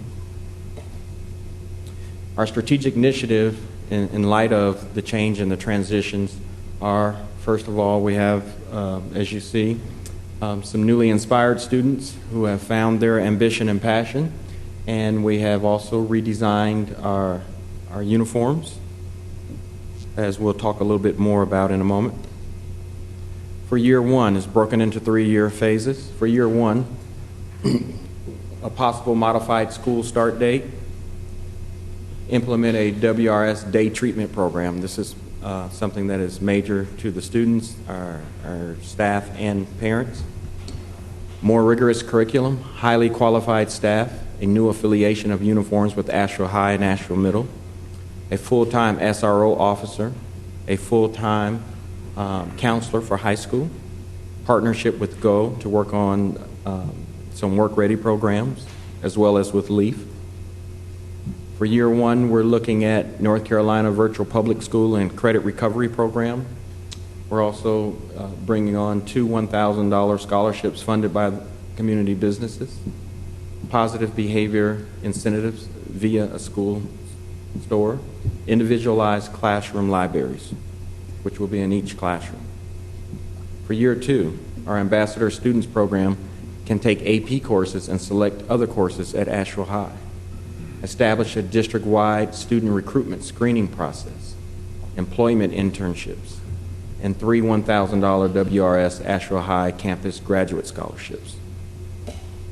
Year three, return to the WRS Montford campus, updating of technology and the building, and 5 $1,000 WRS Asheville High graduate scholarships. Last but not least, our strategic imperative, of course, is raising the achievement of all students, one child at a time.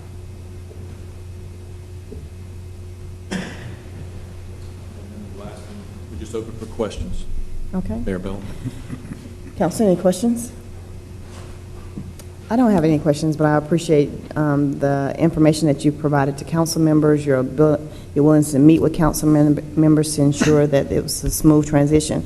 I think some council members may not be aware that Randolph was a full-fledged school for many, many years, and the Montford community may have new residents, but there was a time when buses were rolling in and out of Randolph Learning Center for many, many years, and so the roads haven't changed, and so I think what you're doing to accommodate the reconfiguration of the schools and additional students, I think is best. I think what I'm really happy about is the fact that we're going to have a new elementary school. I mean, absolutely. I went to the old Hill Street, and so it didn't change much. No. And so it hasn't changed in a long time. So I'm really Check it out when it changes. I was about to say don't make any comments about my age, but I'm really excited about the opportunity that we're getting a new school, and I think the partnership between the city and the city schools when it comes to looking to our land for this building, I think it's available. It was available. It's not. We're not doing anything with it. It's in a great location, and I think it's important that people see us working together on this type of an initiative. And so I appreciate that we can meet a need that you all have as it relates to infrastructure. And so I don't see a problem with it. So I'm looking forward to supporting a motion. Council. Sorry. I'll move it. I don't want to choke you up. Why don't you second it, please? It just gets to me. Yeah, I move that we approve the plan to put the temporary, the modular school there at the Southside Center and the changes to the Montford Avenue too. Second. All right, and any other comments?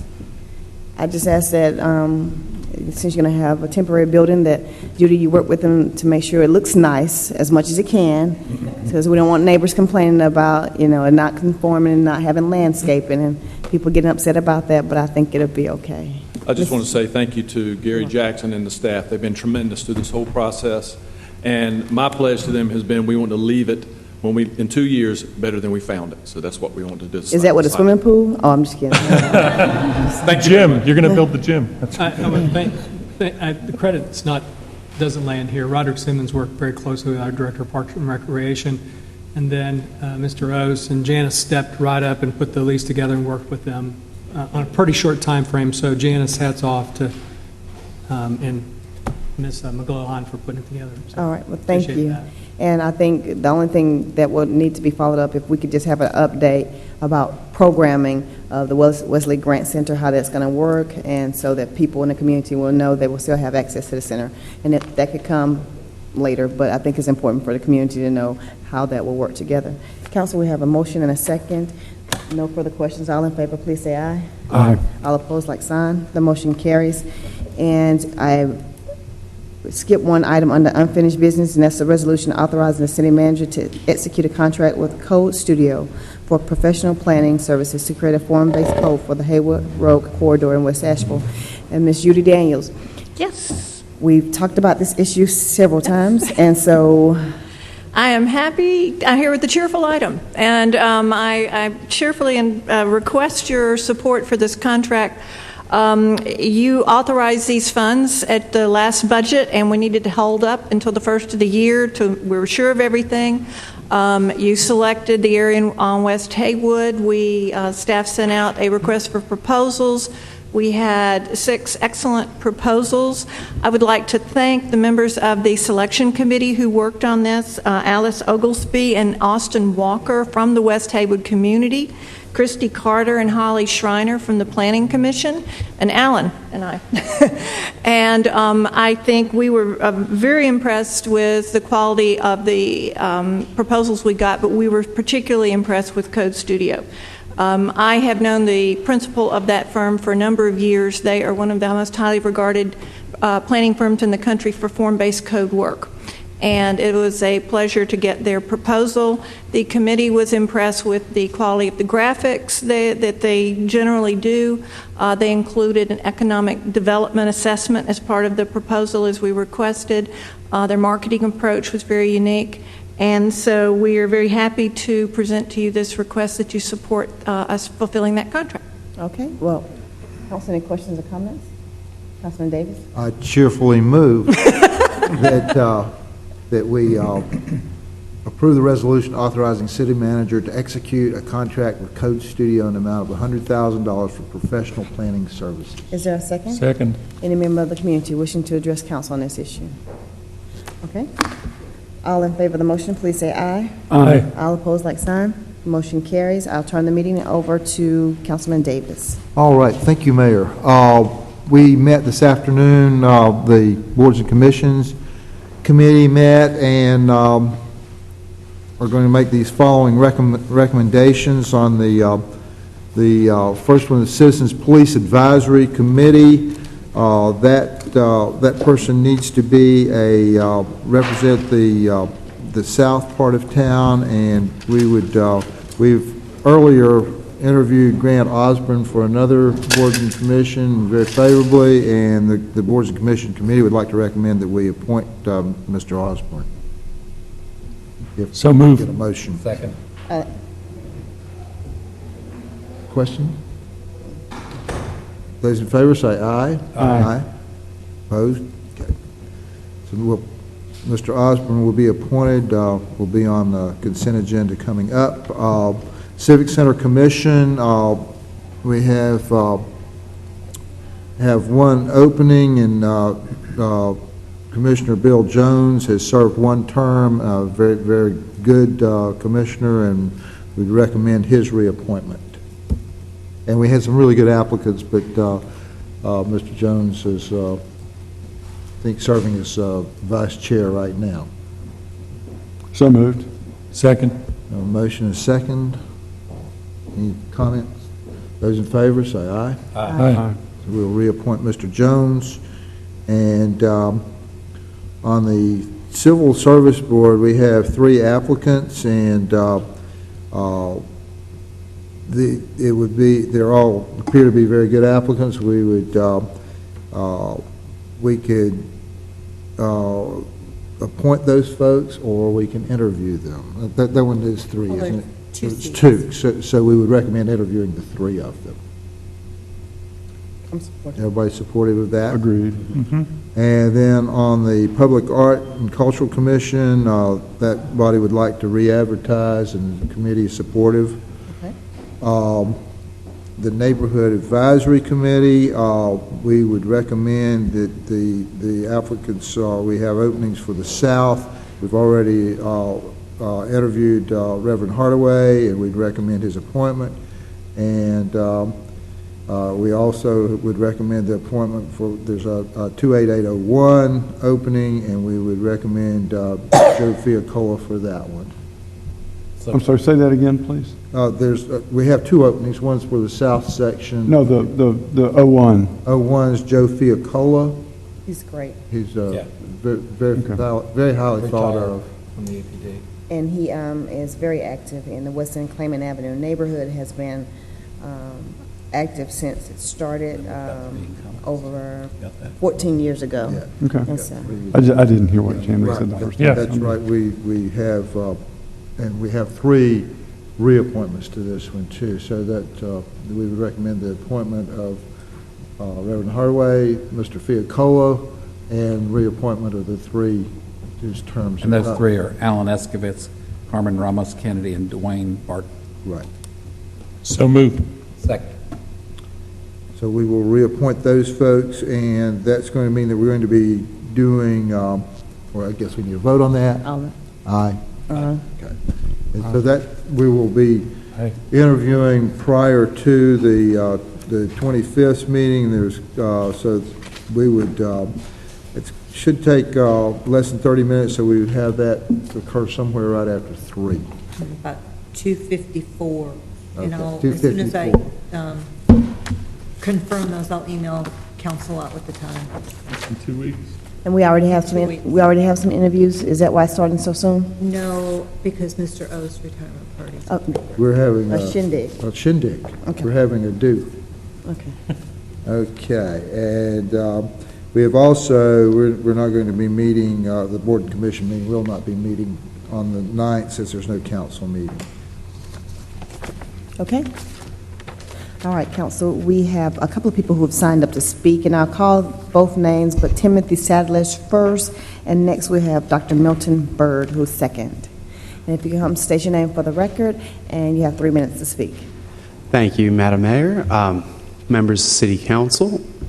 My name is Timothy Sadler, and I wanted to follow up on a comment that I gave last council meeting, and specifically to speak to Manager Jackson's remarks about the transit system needing to attract riders of choice before significant advancements can be made for the system.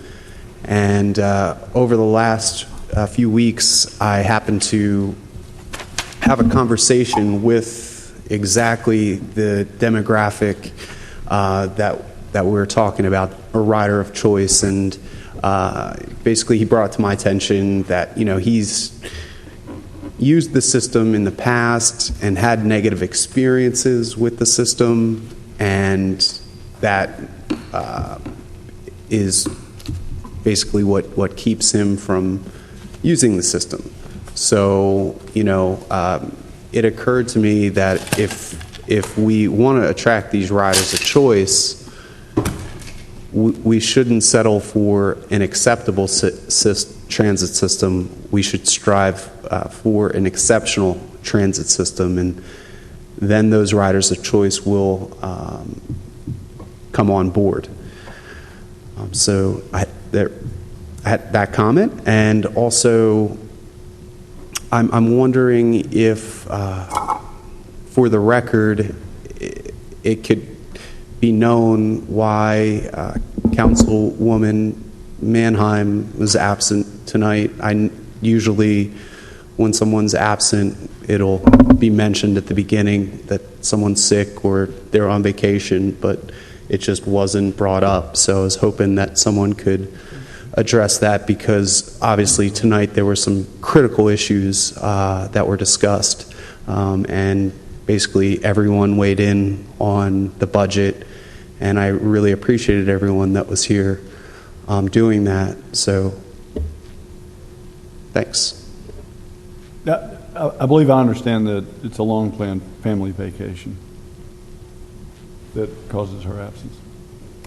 Briefly on the transit, your point's exactly right. If I conveyed that one was contingent upon the other, Tim, I made a mistake in communicating that. We're doing everything we can and proceeding with the master plan improvements.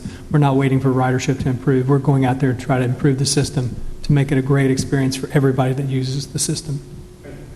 Yeah. Dr. Byrd?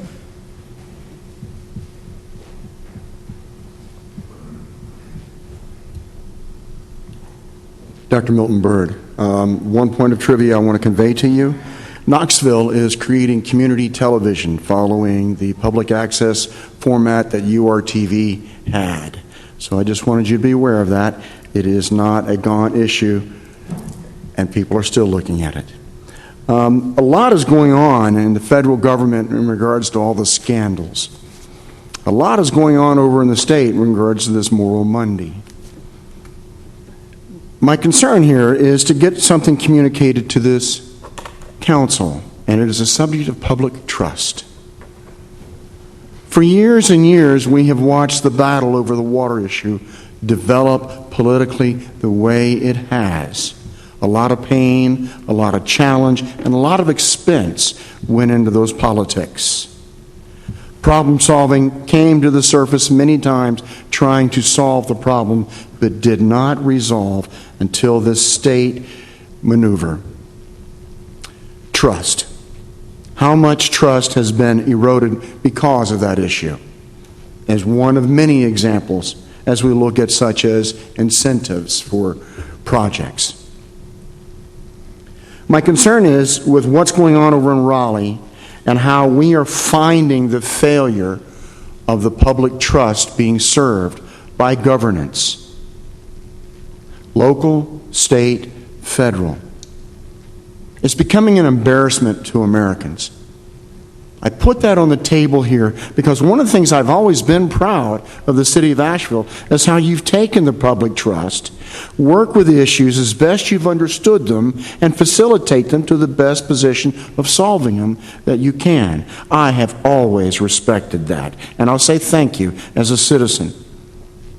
The point is, we are seeing social fracturing and outrage going on, and this Moral Monday is an example of that fracturing.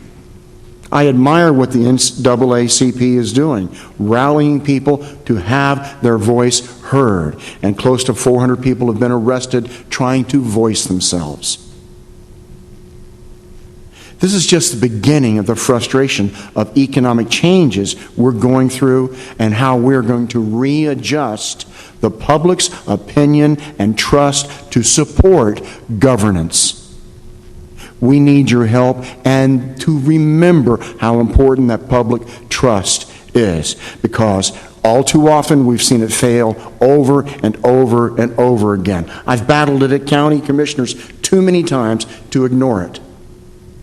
I've battled it in state too many times to ignore it. I've stood there as an elected official and gone toe-to-toe on it. Thank you. Thank you, Dr. Burke. Council, those are all the sheets that I have tonight. Any other members of the community wishing to address council this evening?